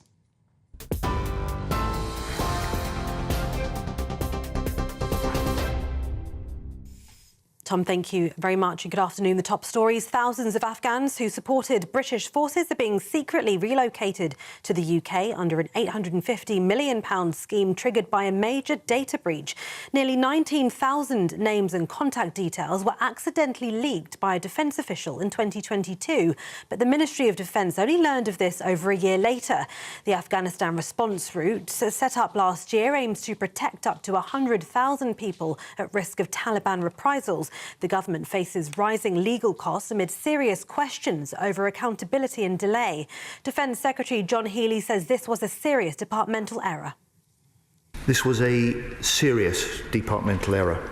It was in clear breach of strict data protection protocols, and it was one of many data losses relating to the ARAP scheme during this period.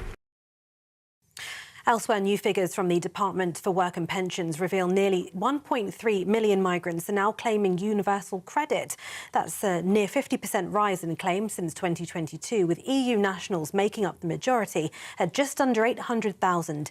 Another 200,000 claims come from non-EU nationals with indefinite leave to remain, and around 120,000 from refugees.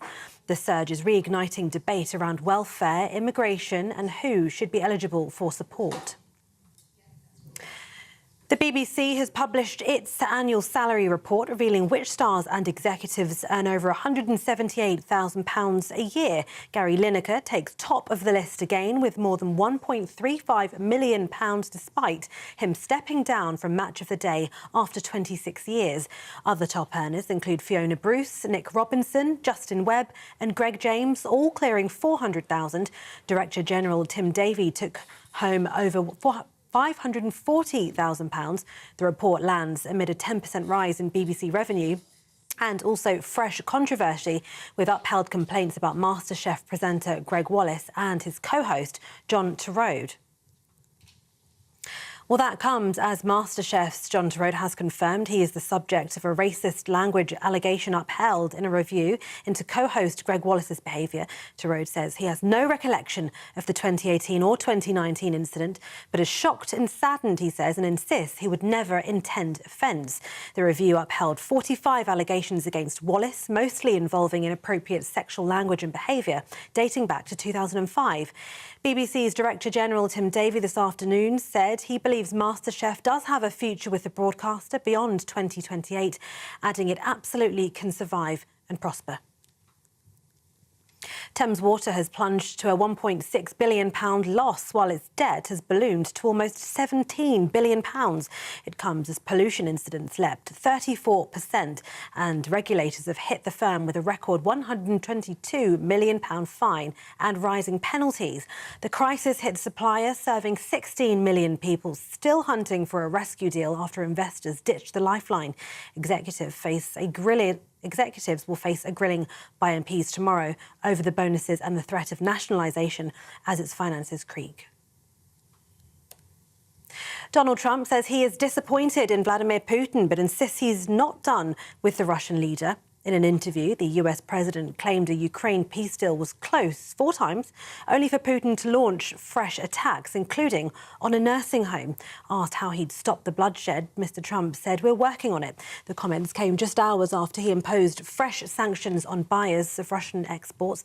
He's also pledged new weapons for Ukraine. Elsewhere, the cost of some new electric cars will drop by up to £3,750 as the government reintroduces grants to boost EV sales.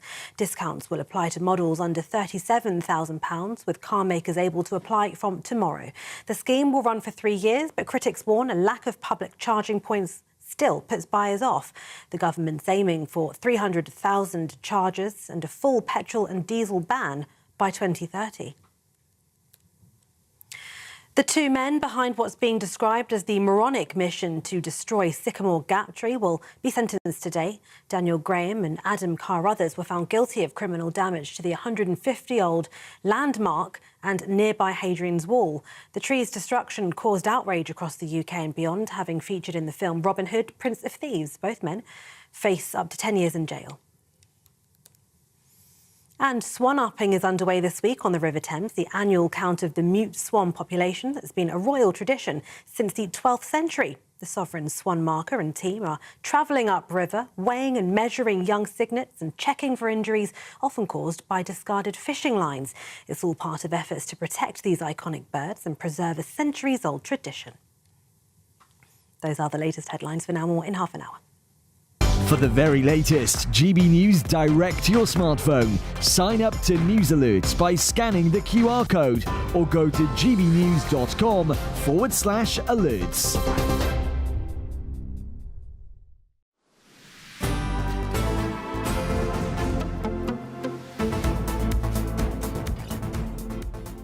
Good afternoon, Britain. It is 9 minutes past 2, and the breaking news over the last couple of hours. It's been revealed that thousands of Afghans have been relocated to the United Kingdom as part of an almost £1 billion secret relocation scheme. Yes, and it was all set up after a leak of personal data of those who supported British forces in Afghanistan by an official. Well, let's get reaction now from our Home Affairs editor, Mark White. Because, Mark, this is an absolutely enormous story. It's only broken in the last couple of hours, and I think everyone's still trying to get their heads around it. But frankly, this is a secret scheme that brought people here to the United Kingdom at huge cost without the knowledge of the voters.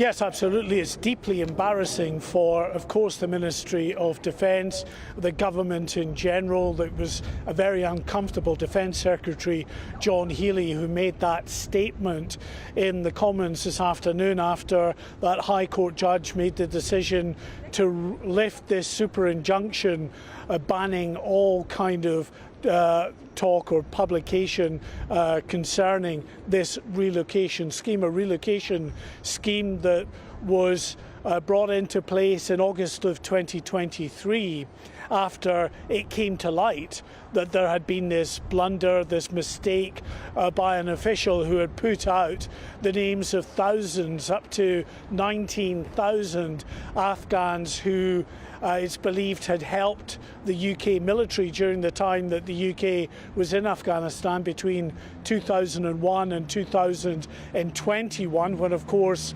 it left Afghanistan in a hurry when the Taliban overthrew the Afghan government, took over in Kabul, and the rest is history, of course.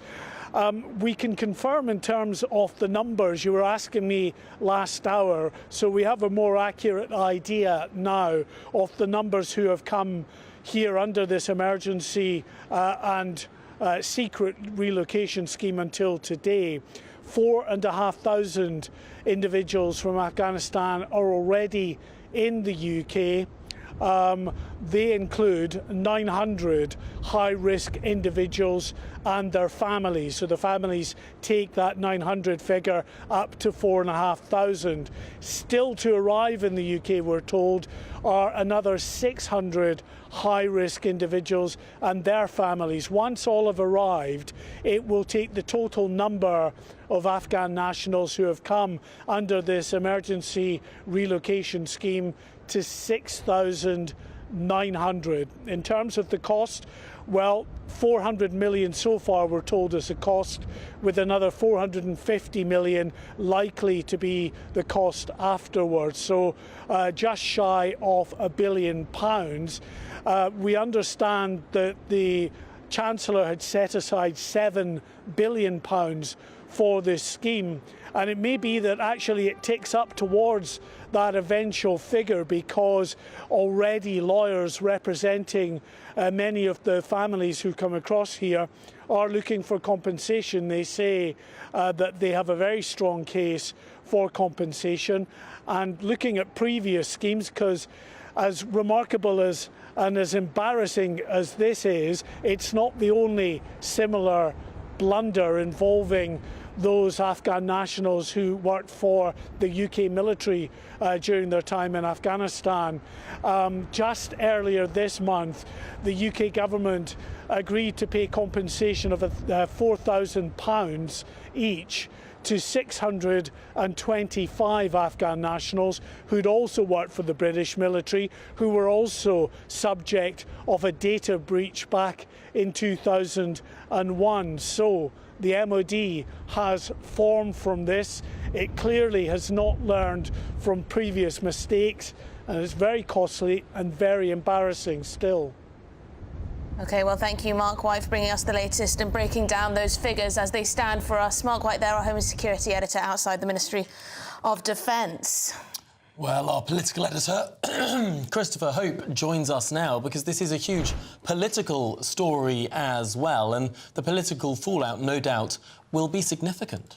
That's right. Tom and Emily, it's just starting the fallout from this. Now, the Defence Secretary, John Healey, says that no government wishes to withhold information from the public like this or the press. They're saying that the scheme has cost, as Mark White said, they said £400 million to date, as a serious data leak that should never have occurred. This is a failure not really of Labour or Tories, it's a state failure, an MOD failure. That's no question of that. On the risk of future breaches, John Healey, the Defence Secretary, has told MPs in the past hour, one can never say never. He says that they're doing all they can to make sure it doesn't happen again. In fact, they've got new software installed to securely share data. Don't forget, this is a spreadsheet wrongly sent by a soldier to other Afghans, and that led to this posting on Facebook about 3 years ago, which led to the situation we're in at the moment and the unprecedented scale of that super injunction. There's more trouble at mill, though, for the MOD with Tan Desai, who chairs the all-party Defence Select Committee. They are saying this is wholly and unacceptable, and there'll be a thoroughly investigation to ascertain what has happened here. So we're going to have some rather uncomfortable shifting in seats for MOD officials and maybe senior soldiers as this is played out in coming weeks in Parliament and into the autumn. Absolutely, and there is a question mark over accountability here. Who is to blame for this? Is it the minister in charge at the time? Is it the Prime Minister at the time? Is it this particular individual? I mean, it's being described as an inadvertent data breach. Do we know for a fact that it wasn't deliberate? We don't know any of those things. There are briefings happening this afternoon, and as soon as we get the answers to what you're asking, Emily, we'll bring them to you live on the channel, but we don't know the answers yet. Clearly, it was an error. You have to ask why a soldier had that level of highly important, whether it's classified, but important information on one attachment, and how it can be sent to so many people given the risk it is. And we have often witness details in the UK CPS sent to defendants. That kind of thing often happens and is treated very seriously. This is of a different magnitude because lives were put at risk by what happened here, and this is why we had this unprecedented secrecy. Lots of embarrassment. Of course, we know that Ben Wallace, who was one of the predecessors of John Healey, he applied, didn't he, for that super injunction. So there were lots of people now who have left government who have explaining to do and may feel they can now talk about it and explain what on earth happened and whether heads have rolled within the MOD or the wider armed forces. Really, really concerning. A lot of Brits would like to know that information sooner rather than later. But I heard you also have something for us on this whole Union flag dress, this schoolgirl who was punished. Yeah, number 10, in fact, Sir Keir Starmer himself shares the shock over the treatment of 12-year-old Courtney Wright. She wore what I can describe for those on the radio as a Jerry Halliwell-style Spice Girl sequined Union Jack dress to an event celebrating British history. There she's on screen with her father wearing a very natty Union Jack hat. Now, she was surprised to find she was segregated from her peers in the school in Rugby in Warwickshire. Her dad said, that she was embarrassed and didn't know what she'd done wrong. Well, it seems that the government is also embarrassed on her behalf. Number 10 say the school has now apologised, and they say this to us: the Prime Minister believes that being British is something to be celebrated. We are a tolerant and diverse country, so being British is something we should be celebrating, says Downing Street in the wake of the treatment of Courtney. Absolutely extraordinary story, this, given that the school notice that was put out the week before said that this was going to be Culture Day last Friday. This special day is dedicated to recognising and celebrating the rich cultural diversity within our school community. We encourage students to consider wearing attire that reflects their nationality or family heritage. And by all accounts, this 12-year-old girl did exactly what she was asked to do. She wore clothing representing her own cultural heritage. It is patently ridiculous. I think the Union flag is one which binds all four nations together. In the past, people have criticised the St George's flag, and that's one which has attracted, I think, wrongly, controversy in the past, and that's been, there's been people on the left have criticised the display of that flag, again, wrongly, in many people's opinion, and mine too. But I think the Union flag is one which promotes the unifying nature of being part of these wonderful British Isles, and to have a school segregate this poor young 12-year-old girl, straight-A student, is ridiculous. ridiculous. And I think number 10 shares that. While I've got you on, I should also tell you briefly about this hugely concerning figures released by the government today. 1.25 million foreign citizens on universal credit, including 750,000 jobless foreigners. Number 10 say they made a start on reforming the benefit system and also dealing with the issue of net migration. They blame this on the open borders policy of the previous government, and they want to see these numbers reduced through the immigration white paper. But of course, as we said in our briefing with the spokesman an hour or so ago, you say you want to reform benefits, but you can't even cut £5 billion off the bill with your large majority in the House of Commons.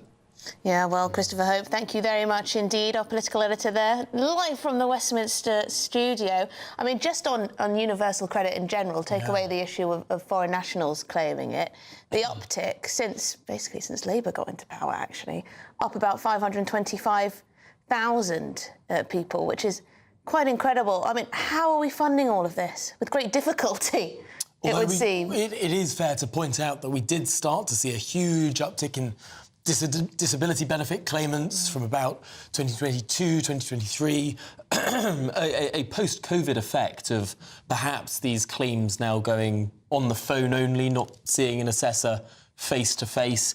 Is there more fraud in the system? Well, when you see some claims rise by sort of 50% each year, then you do start to think, hang on, is this all entirely genuine? I mean, we're in dangerous territory because the government are likely to ask us to pay more tax and not less come the next budget. And people see this, they see where the tax is going, and they think, what's the point? You know, are you going to work harder if you see your taxes just going towards benefits for foreign nationals? You know, social contract. Well, this is Good Afternoon Britain on GB News. Lots more to come on today's programme, including children will be taught to combat misogyny and resist so-called incel culture under new school guidance. But after the break, we'll be bringing you more on that staggering figure, 1.3 million foreign nationals claiming universal credit in Britain. Now, that is 50% up just since 2022.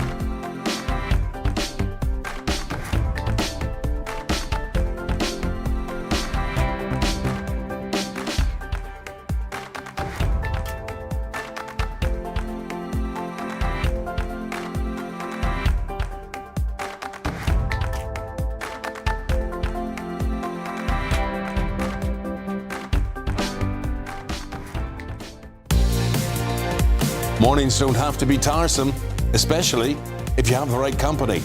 Wake up to news as it happens, opinion and debate, and of course, a little bit of entertainment too.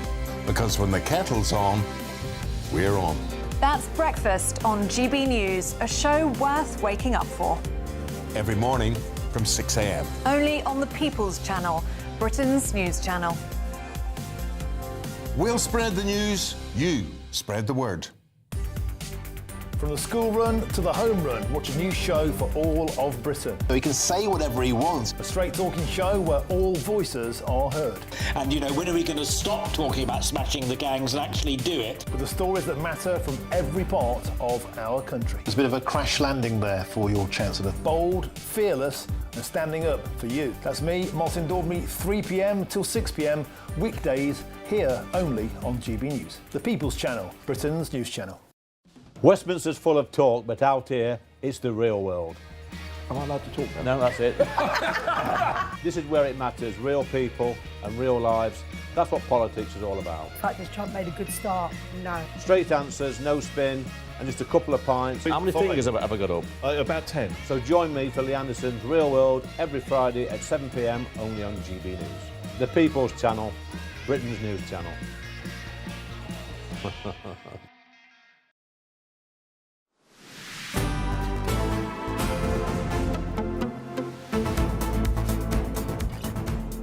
Good afternoon, Britain. It's 25 minutes past 2.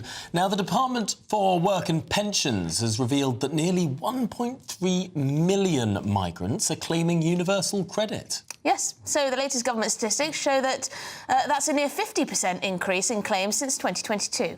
Well, it reveals that migrants receiving universal credit are mostly EU nationals. That's roughly 800,000 claims. OK, well, we're joined by political commentator Mike Jones.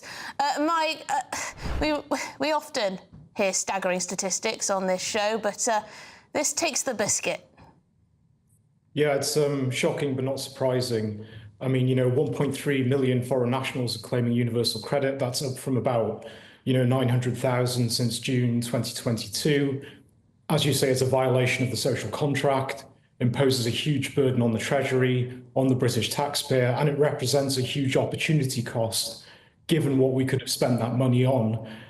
Borrowing costs are going up, the bond markets are circling us like vultures. We need that money. And yeah, they're absolutely horrific statistics, but shocking but not surprising at the same time.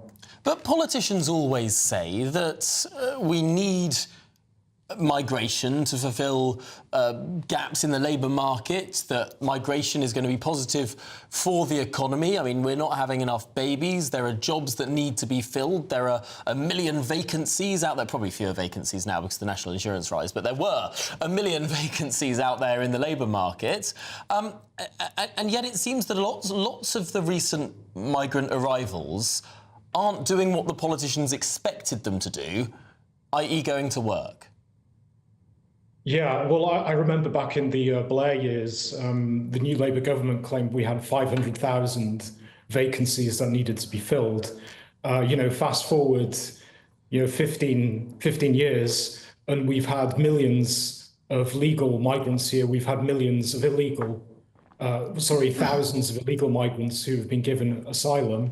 And yet we have more vacancies than we did back in the noughties. I mean, it's, classic lump of Labour fallacy. No, Mike Jones, and I've seen, sorry to interrupt, I've seen some people on Twitter and elsewhere say, well, 80% of universal credit claimants are British.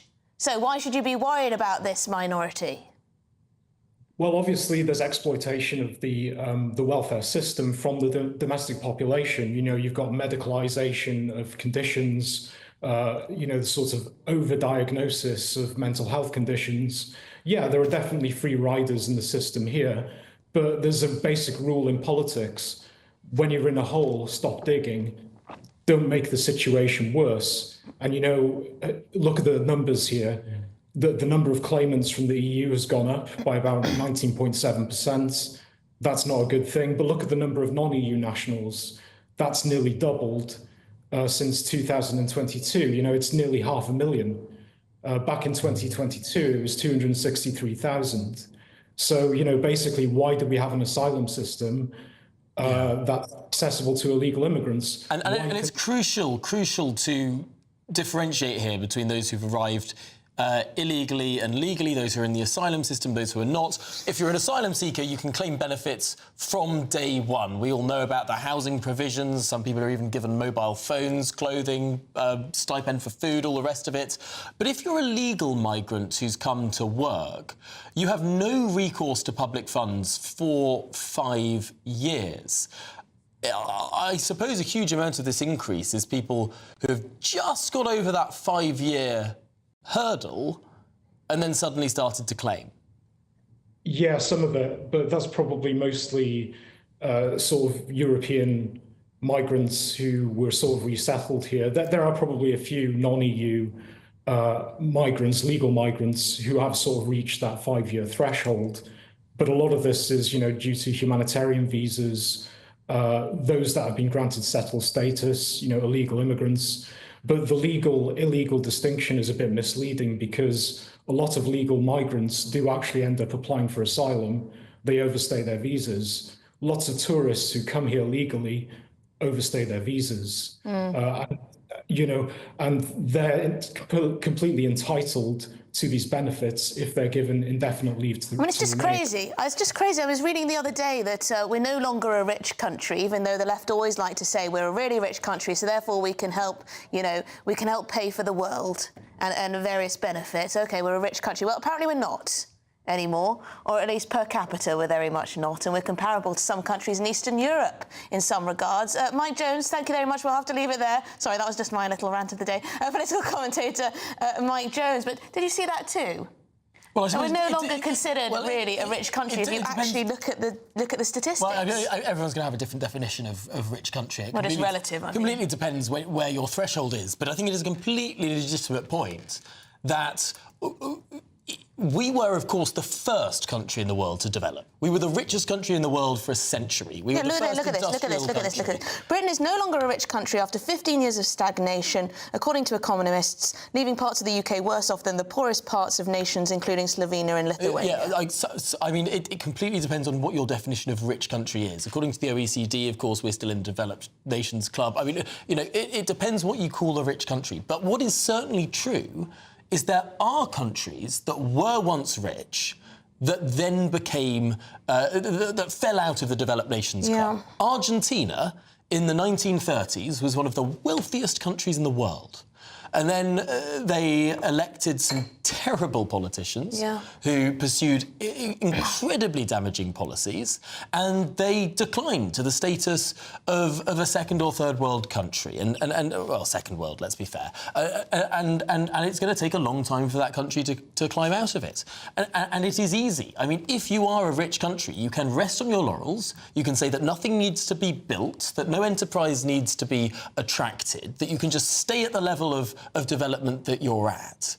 But then guess what? No other country in the world is staying still. Every other country is growing at some clip. People assume that somehow we're always going to be in the position that we are currently. But I'm sorry, it does look like things are a little in decline, and that actually decisions have to be made to benefit our economic growth and prosperity, but alas, we're just spending money that we don't have. Imagine the year's 1900. We're the richest country in the world, and we decide, do you know what, that's it. I'm not going to build anything. We don't need to build anything else. We don't need to attract any more rich people. We don't need to do anything. We've reached that. And if we had the same GDP that we did in 1900 today, we'd be one of the poorest countries in the world. I just wish politicians... So, of course, we need to constantly grow, constantly build, constantly move on. Build.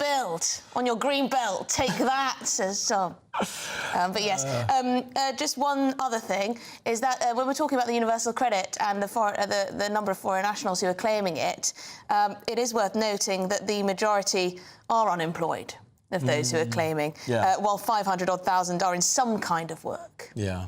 So, yes, these are being used as unemployment. But, of course, while Britain may no longer be a rich country according to some economists, that doesn't mean that you can't be a rich person. Yes, there's still plenty of time to grab your chance to win a big cash prize, our biggest so far, £54,321. Here are the details. This is your chance to enjoy luxury this summer. It's our biggest cash prize to date, an incredible £54,321 in tax-free cash has to be won. What would you do with that? With all of that cash, you could just chill out, treat yourself and indulge in the finer things in life, somewhere like here, Downhall Hotel and Spa. You really could win the cash giveaway of the summer. Go on, treat yourself. For another chance to win £54,321 cash, text cash to 63225. One entry costs £2.50 plus one standard network rate message. Or text bonus to 63225. 5 entries cost £5 plus one standard network rate message. Go to gbnews.com/win. Entries start at £2.50. Call 0903 686 3232. Calls cost £2.50 plus your network access charge. Or post your name and number to GB14 PO Box 8690 Derby DE1 9TT. UK only. Entrance must be 18 or over. Lines close at 4 p.m. on the 1st of August. Please check the closing time if listening or watching on demand. Good luck. Well, this is Good Afternoon Britain on GB News. Plenty more to come. There is. Children apparently are going to be taught to combat misogyny and resist incel culture under new school guidance. I wonder if that's all thanks to one particular television programme. Well, but after the break, a 12-year-old girl was punished at a school for wearing a Union Jack dress to her school's Culture Day. Her dad claims she was punished for celebrating being British. We'll explore that after your latest headlines.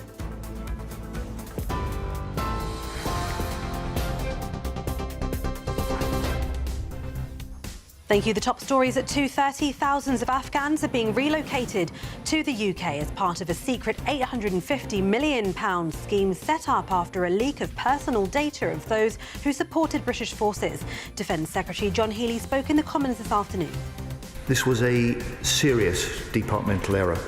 It was in clear breach of strict data protection protocols, and it was one of many data losses relating to the ARAP scheme during this period.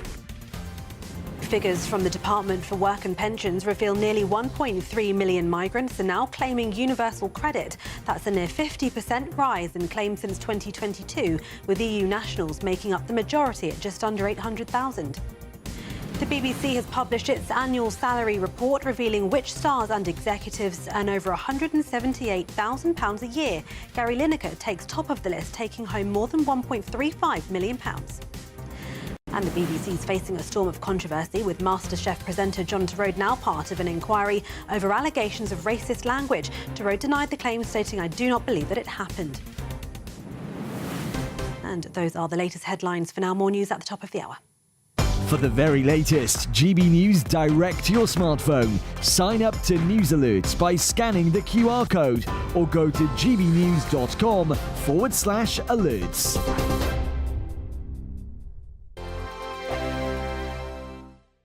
Hello and welcome to the latest update from the Met Office for GB News.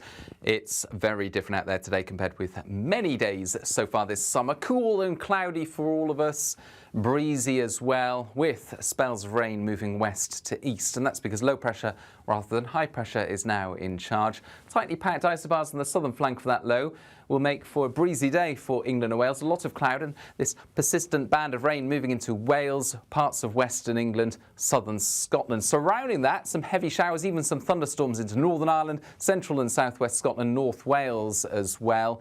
But towards the far southeast and the far north, it's going to be mostly dry with some sunny spells. Highs of 22 or 23 degrees. However, feeling markedly cooler compared with recent July weather. The far north of Scotland, though, a pleasant end to the day with sunny spells as we go into the evening. For the rest of Scotland, we've got these areas of rain, showers and perhaps some thunderstorms across southern Scotland, pushing into northern England, North Wales and moving through Northern Ireland as well. Also a lot of cloud for South Wales, southern England, and these showery outbreaks of rain as we end the day. But the whole system is moving west to east, so the showers and the thunderstorms and the heavy rain tends to ease overnight, although some showers will keep going, particularly across parts of the Midlands, Northern England and southern Scotland. Another area of rain starts to appear into the southwest by the end of the night, mild here, a cooler night to come elsewhere. Then a bright start to Wednesday for many places. Still some showers across parts of Northern England into the Midlands, the east coast. But for the north of Scotland, Northern Ireland, parts of Wales, the Midlands and the southeast, some decent sunny spells as we go into the afternoon. However, towards the southwest, the cloud thickens, some rain moves in. It's going to feel more warm and humid compared with today.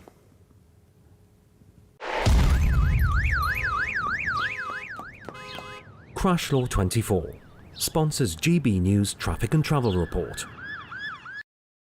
Good afternoon. This is the latest AI travel news from gbnews.com.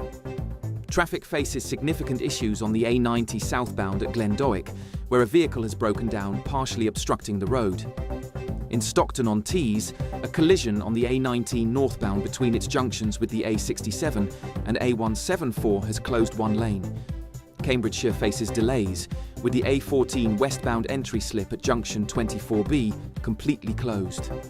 All lanes are expected to remain shut until early this evening, and on the trains, Hull Trains and Northern report major disruptions between Hull and Selby, and between Hull, Goole and Selby respectively. For more travel news, go to gbnews.com. Crash Law 24 sponsors GB News Traffic and Travel Report.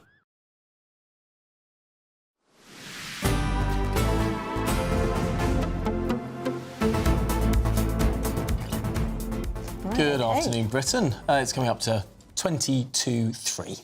Yes, and this 12-year-old girl that was punished by her teachers, who was punished by her teachers after wearing a Union Jack dress to her school's Culture Day, where it's causing quite the furore, isn't it? Certainly is. Quite rightly, in my opinion.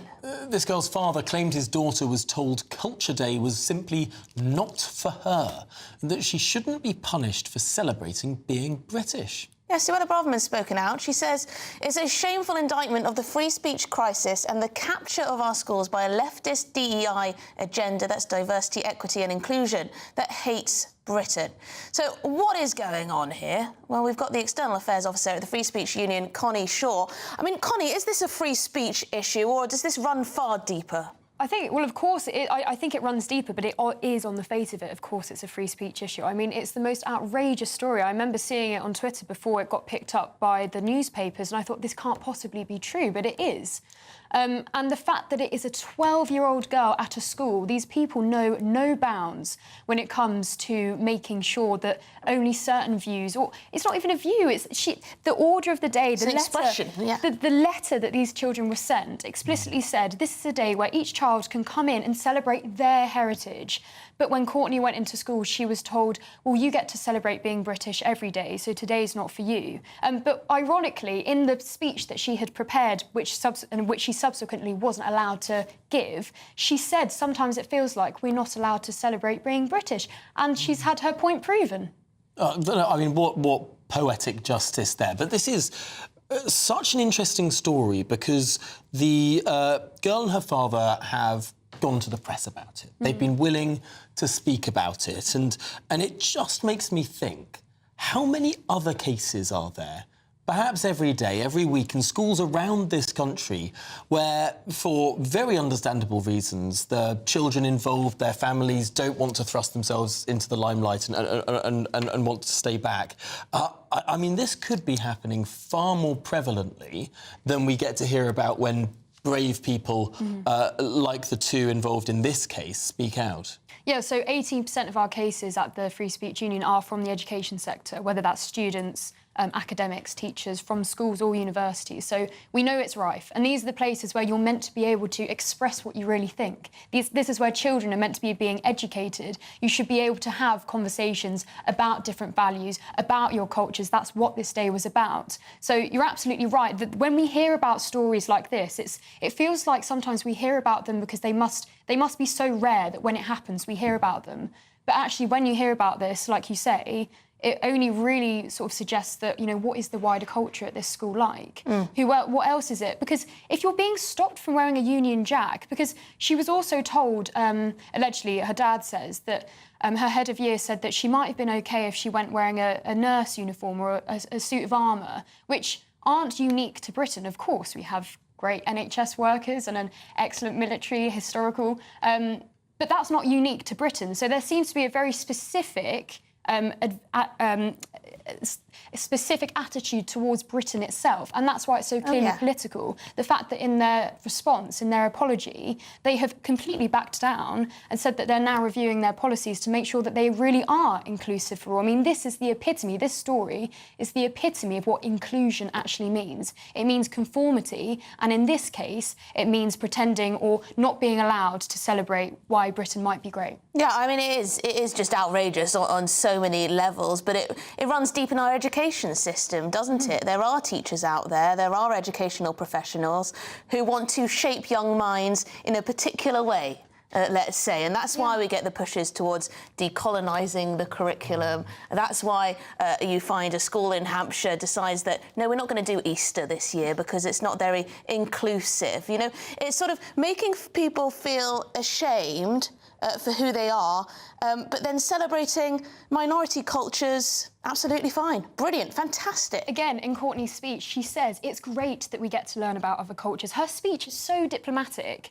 and she says, but it would be nice to be able to celebrate mine, and she wasn't allowed to. So it's the most ironic thing, and I really don't understand people who do this, often the same people who complain about the rise of the so-called far right, yet by suppressing people from being able to love their country, then what do you expect? Like, these people think that these groups might sort of exist naturally. It's so reactionary, and it's as a result of this attitude that people are feeling extremely angry and don't want to be quiet anymore. I think it sometimes feels that certain people think this country was founded in 1945 and that it was founded off the back of the post-war establishment of nationalised institutions and migration to this country and different communities coming to Britain.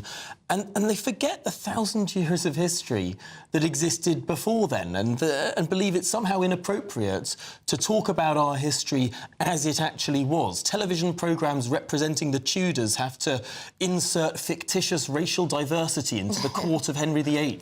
That was never there. I mean, it just seems like time and time again, we are being told that we live in a different country to that actually has evolved over the course of centuries. Exactly, and, you know, free speech aside, like you're saying, you know, 42% of young people say that they wouldn't fight for this country. What are stories like this saying to our enemies when surely we want to be encouraging young people to be proud of being British? And that includes everyone at this school. Every child that is being educated in this country is by default British. They should be embracing British values. And I suppose the school would say, well, today wasn't about Britain, even though we did say that every child should be able to celebrate their own heritage, but not if you're British. They should have put that in the small print, but maybe they didn't. It's a bit like that debate, what is an English ethnicity? Are we allowed to have an English ethnicity, or is it? Do we have to describe ourselves as Anglo-Saxon? I mean, what is our background? I mean, that is such a thorny political issue that's entered the fray. Thanks, Connie Shaw. Really appreciate your view on all of this. El Will's got in touch. He says, when I was at high school, going back some years ago, I did a speech on being great British and all the patriotic proudness of our country, culture, history, art, music, Shakespeare, etc. I remember the applause I got, the teacher smiling from ear to ear, the head teacher walked into my classroom mid-speech and stayed to listen, etc. How things have changed. Well, we should say that the school in question has issued this response. Yes. A spokesperson for the Stowe Valley Trust has said, we're committed to fostering an environment where every pupil feels respected, valued and included. We've since spoken directly with the pupil and to her family to listen to their concerns and reflect on how this could have been handled better. We're fully committed to learning from this experience and ensuring that every student feels recognised and supported when expressing their pride in their heritage. OK, well, if you want a holiday, here's the weather.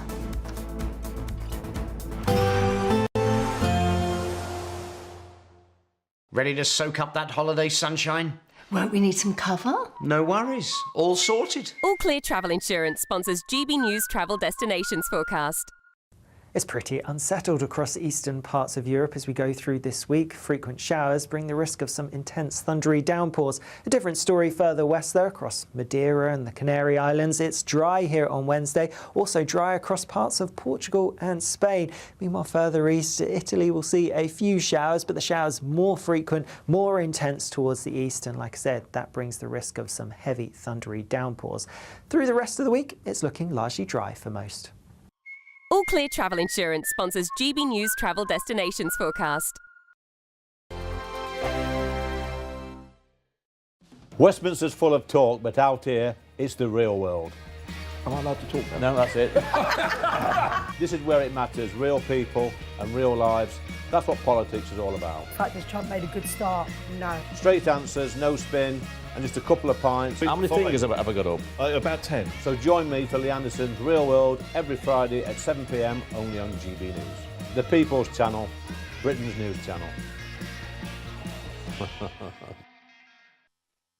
You want to know what's really going on in the corridors of power? Labour don't know what to do with you half the time, and that makes you quite lethal in the chamber. Get behind the headlines with Chopper's Political Podcast. Join me, Christopher Hope, as I sit down with the great and the good of British politics. We'll see where this ruling takes us. These are the stories shaping our nation. Chopper's Political Podcast, available now on all platforms. Listen in and stay ahead.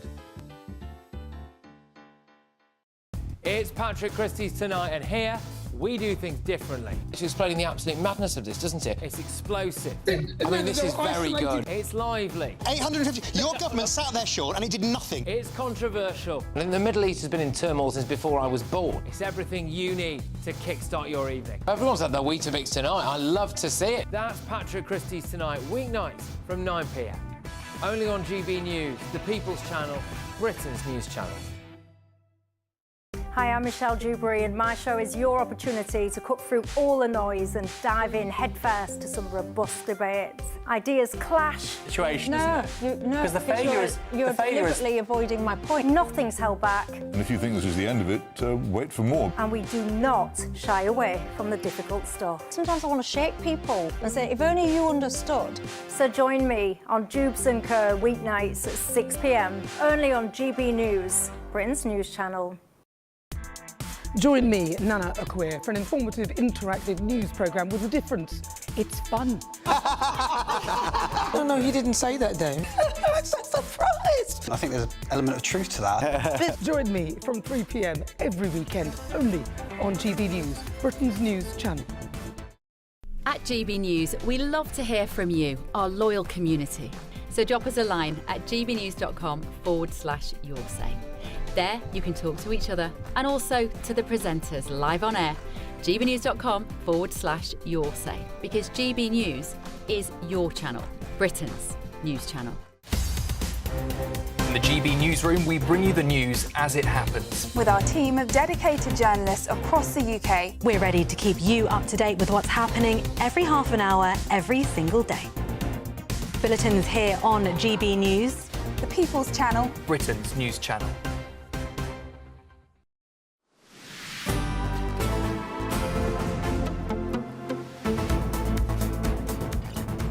OK, well, good afternoon, Britain. It's 2:51. Now, do school children need anti-misogyny lessons? That seems to be the plan under this government. Let's get the thoughts of author, academic and activist Lisa Mackenzie.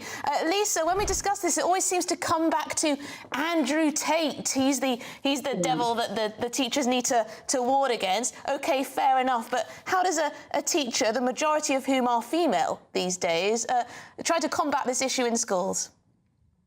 I mean, firstly, I'd just like to say, by denying, we can't deny that there is an issue here. We do know that young men are looking to the manosphere. They're asking advice, from the manosphere. I've even heard now that ChatGPT sort of got a manosphere question and answer session. But Lisa, sorry, just to interrupt you, is the manosphere basically male forums, male social media, and is it usually the connotation is misogyny, is it? Yeah, and I think it can be quite negative, but I think there is a bigger issue around this. And for me, I always sort of look at things through a class lens. I'm a sociologist and my research is about class. And I think that we have to look at the way that, particularly for working class men, what is it that makes them masculine? What is it about their masculinity, and what is it that they feel that they've lost? And I think we do have to start to think about how society is probably not meeting the needs of working class boys and men. So do I think that doing lessons in school, it's not going to be the whole answer to this. But I think at least recognising it and understanding that I think there are problems with misogyny. I know it's easy. It's easier to sort of fall back on the. Do you remember the adolescents? Yeah. But it should always be reality-based and also offering a positive masculinity as well as just not saying don't be mean to it, not just berating. But Lisa Mackenzie, I'm so sorry, we've run to time. But thank you so much for joining us here on Good Afternoon Britain. Up next is the one and only Martin Daubney. Hi guys, so the girl that was sent home with the Union Jack dress, Courtney Field, her father Stuart, joins me on today's show to say we will never be silenced by virtual signals. Plus a Reform Kent council leader wants more, not less, Immigration. Has she gone woke? I'll probe her on today's show. Plus, I'll be joined by Sharon Davis, the legend, who's today speaking in Parliament, saying official bodies that refuse to ban biological men from sports in women's sports should be banned. The Olympic legend joins me on the show. It's an action-packed corker. Plus, of course, all the latest on the asylum seeker scandal from Afghanistan. That's all been 3 till 6. First, here's your weather.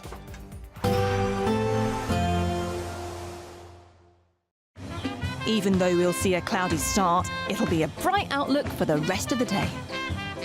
Boxed Solar, sponsors of weather on GB News. Hello and welcome to the latest update from the Met Office for GB News.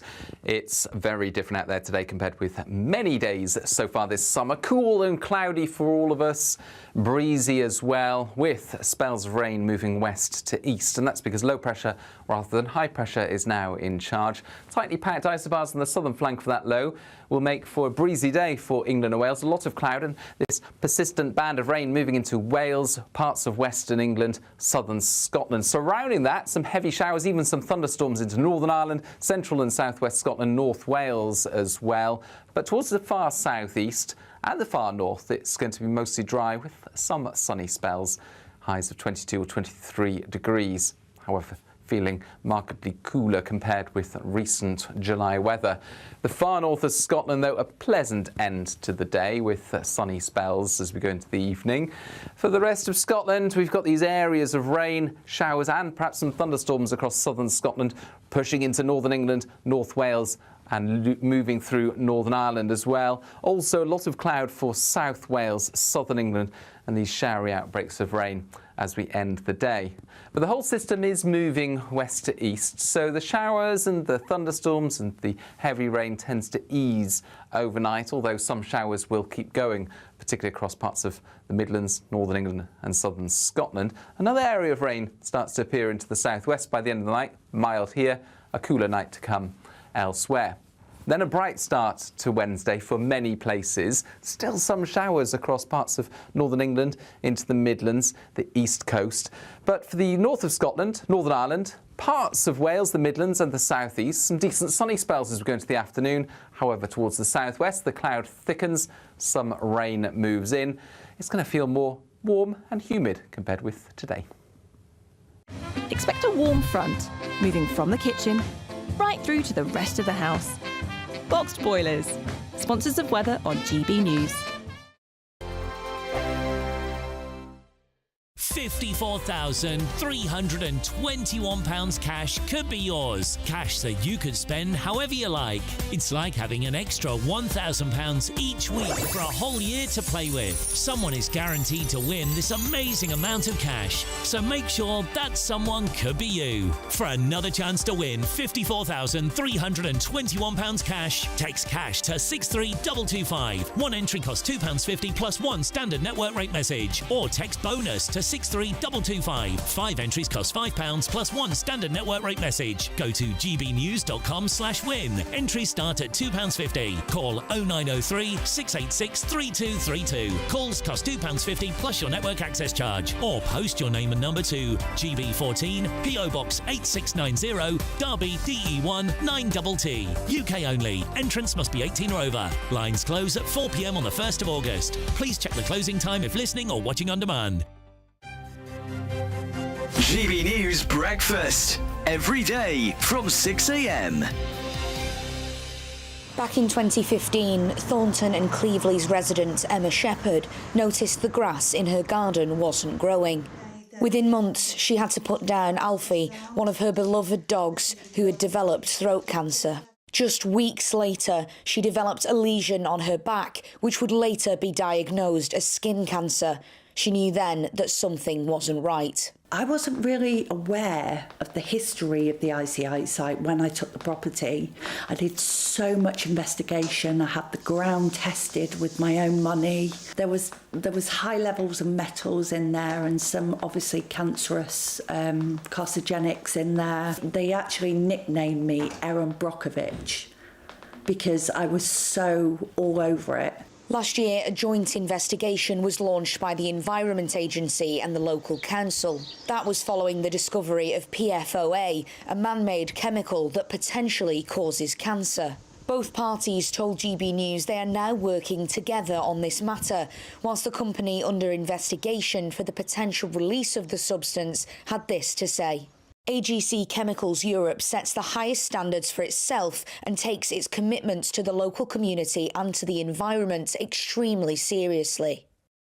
They added that they voluntarily phased out the use of PFOA in the UK by early 2012. Release of the substance was within the permits held by AGC Chemicals Europe at the time, and also UK legislation in place at the time. And yet, 2 months ago, residents within a kilometre of the site received this letter from the council, advising them not to consume anything grown in their gardens due to potential PFOA contamination. GB News, the People's Channel.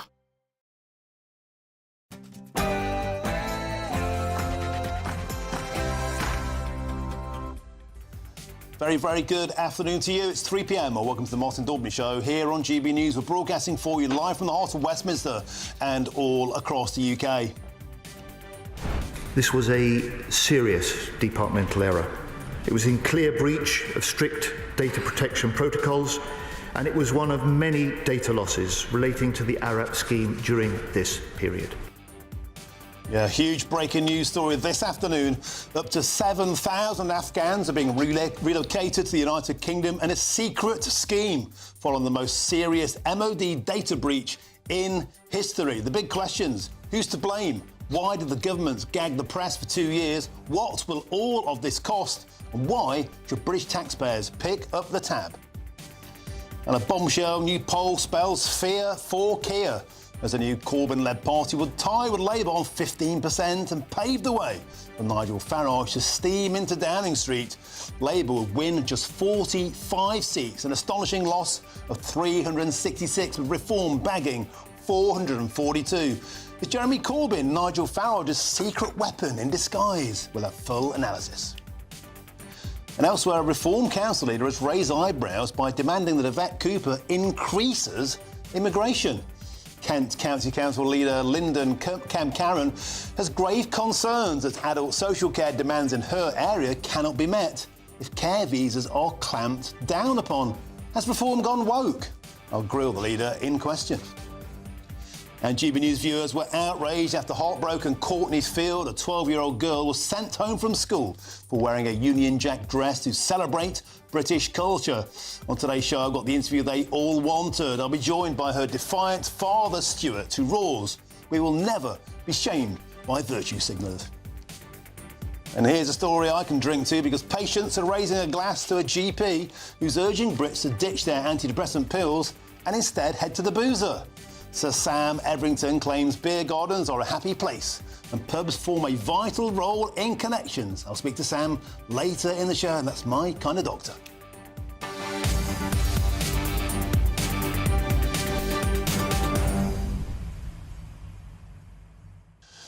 Welcome to the show. Absolutely packed to the rafters with stories today. The biggest story in town, this huge data breach. Who was responsible?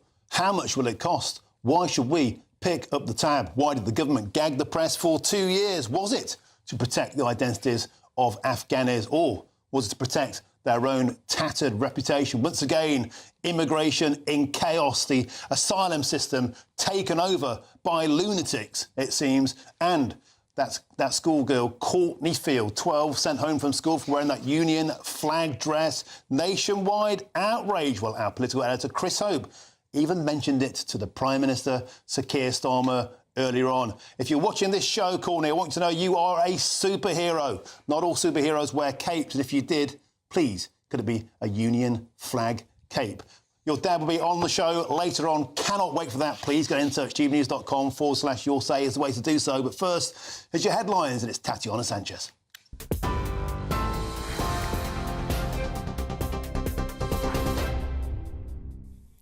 Martin, thank you. The top stories: thousands of Afghans who supported British forces are being secretly relocated to the UK under an £850 million scheme triggered by a major data breach. Nearly 19,000 names and contact details were accidentally leaked by a defence official in 2022. But the Ministry of Defence only learned of this over a year later. The Afghanistan response route, set up last year, aims to protect up to 100,000 people at risk of Taliban reprisals. The government faces rising legal costs amid serious questions over accountability and delay. Defence Secretary John Healey spoke this afternoon. This was a serious departmental error. It was in clear breach of strict data protection protocols, and it was one of many data losses relating to the ARAP scheme during this period. New figures from the Department for Work and Pensions reveal nearly 1.3 million migrants are now claiming universal credit. That's a near 50% rise in claims since 2022, with EU nationals making up the majority at just under 800,000. Another 200,000 claims come from non-EU nationals with indefinite leave to remain, and around 120,000 from refugees. The surge is reigniting debate around welfare, immigration and who should be eligible for support. The BBC has published its annual salary report. Gary Lineker takes top of the list with more than £1.35 million despite stepping down from Match of the Day after 26 years. Other top earners include Fiona Bruce and Nick Robinson, all clearing £400,000 a year. Director General Tim Davie took home more than £540,000. The report lands amid a 10% rise in BBC revenue and fresh controversy with upheld complaints about MasterChef presenter Greg Wallace and his co-host John Turode. Meanwhile, John Turode has confirmed he's the subject of a racist language allegation upheld in a review into co-host Greg Wallace's behaviour. Turode says he has no recollection of the 2018 or 2019 incident, but is shocked and saddened and insists he would never intend offence. The review upheld 45 allegations against Greg Wallace, mostly involving inappropriate sexual language and behaviour dating back to 2005. BBC's Director General Tim Davie this afternoon said he believes MasterChef does have a future with the broadcaster beyond 2028, adding it absolutely can survive and prosper. Thames Water has plunged to a £1.6 billion loss, while its debt has ballooned to almost £17 billion.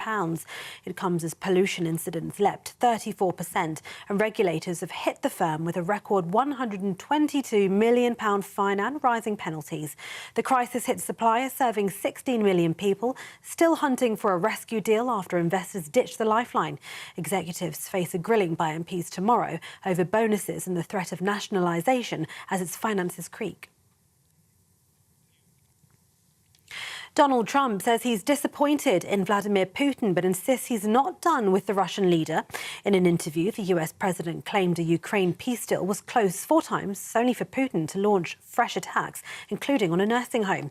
Asked how he'd stop the bloodshed, Mr. Trump said, "We're working on it." The comments came just hours after he imposed fresh sanctions on buyers of Russian exports. He's also pledged new weapons for Ukraine. The cost of some new electric cars will drop by up to £3,750 as the government reintroduces grants to boost EV sales. Discounts will apply to models under £37,000, with car makers able to apply it from tomorrow. The scheme will run for 3 years, but critics warn a lack of public charging points still puts buyers off. The government's aiming for 300,000 chargers and a full petrol and diesel ban by 2030. Well, the felling of the iconic Sycamore Gap tree was an act of drunken stupidity, a court has heard, as the 2 men responsible face sentencing. We'll bring you the latest on that just as soon as we have it. Daniel Graham and Adam Carruthers were found guilty of criminal damage to the 150-year-old landmark and causing £1,000 worth of damage to Hadrian's Wall, where it fell. The tree's destruction caused outrage across the UK and beyond, having featured in the film Robin Hood, Prince of Thieves. Both men face up to 10 years in jail. And swan-upping is underway this week on the River Thames, the annual count of the mute swan population that's been a royal tradition since the 12th century.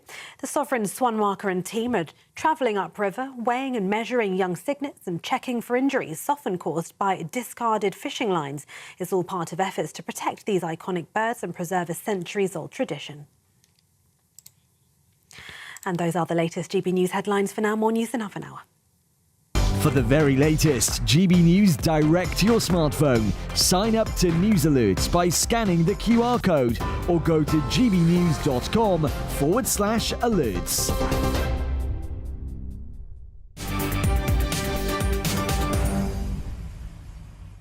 Thank you, Tatiana. And once again, it's immigration chaos. This time, up to 7,000 Afghans are being relocated to the United Kingdom in a secret scheme following the most serious data breach in MOD history. So far, it's cost £400 million to date, and I think actually it's about double that now.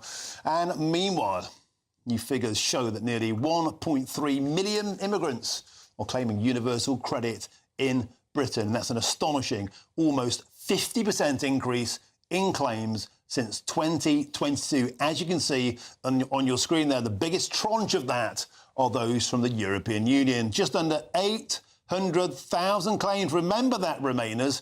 Open borders, 800,000 claims, universal credit from European Union nations, a 50% increase. Well, we've got a huge amount to get into today, and we've got the best in the business to discuss it here in the studio. I'm joined by GB News' political editor Chris Hope, our Home and Security editor Mark White, and the former Immigration Minister for the Conservative Party, Tom Pursglove. Gentlemen, welcome one, welcome all. I'm going to start with you, Mark White.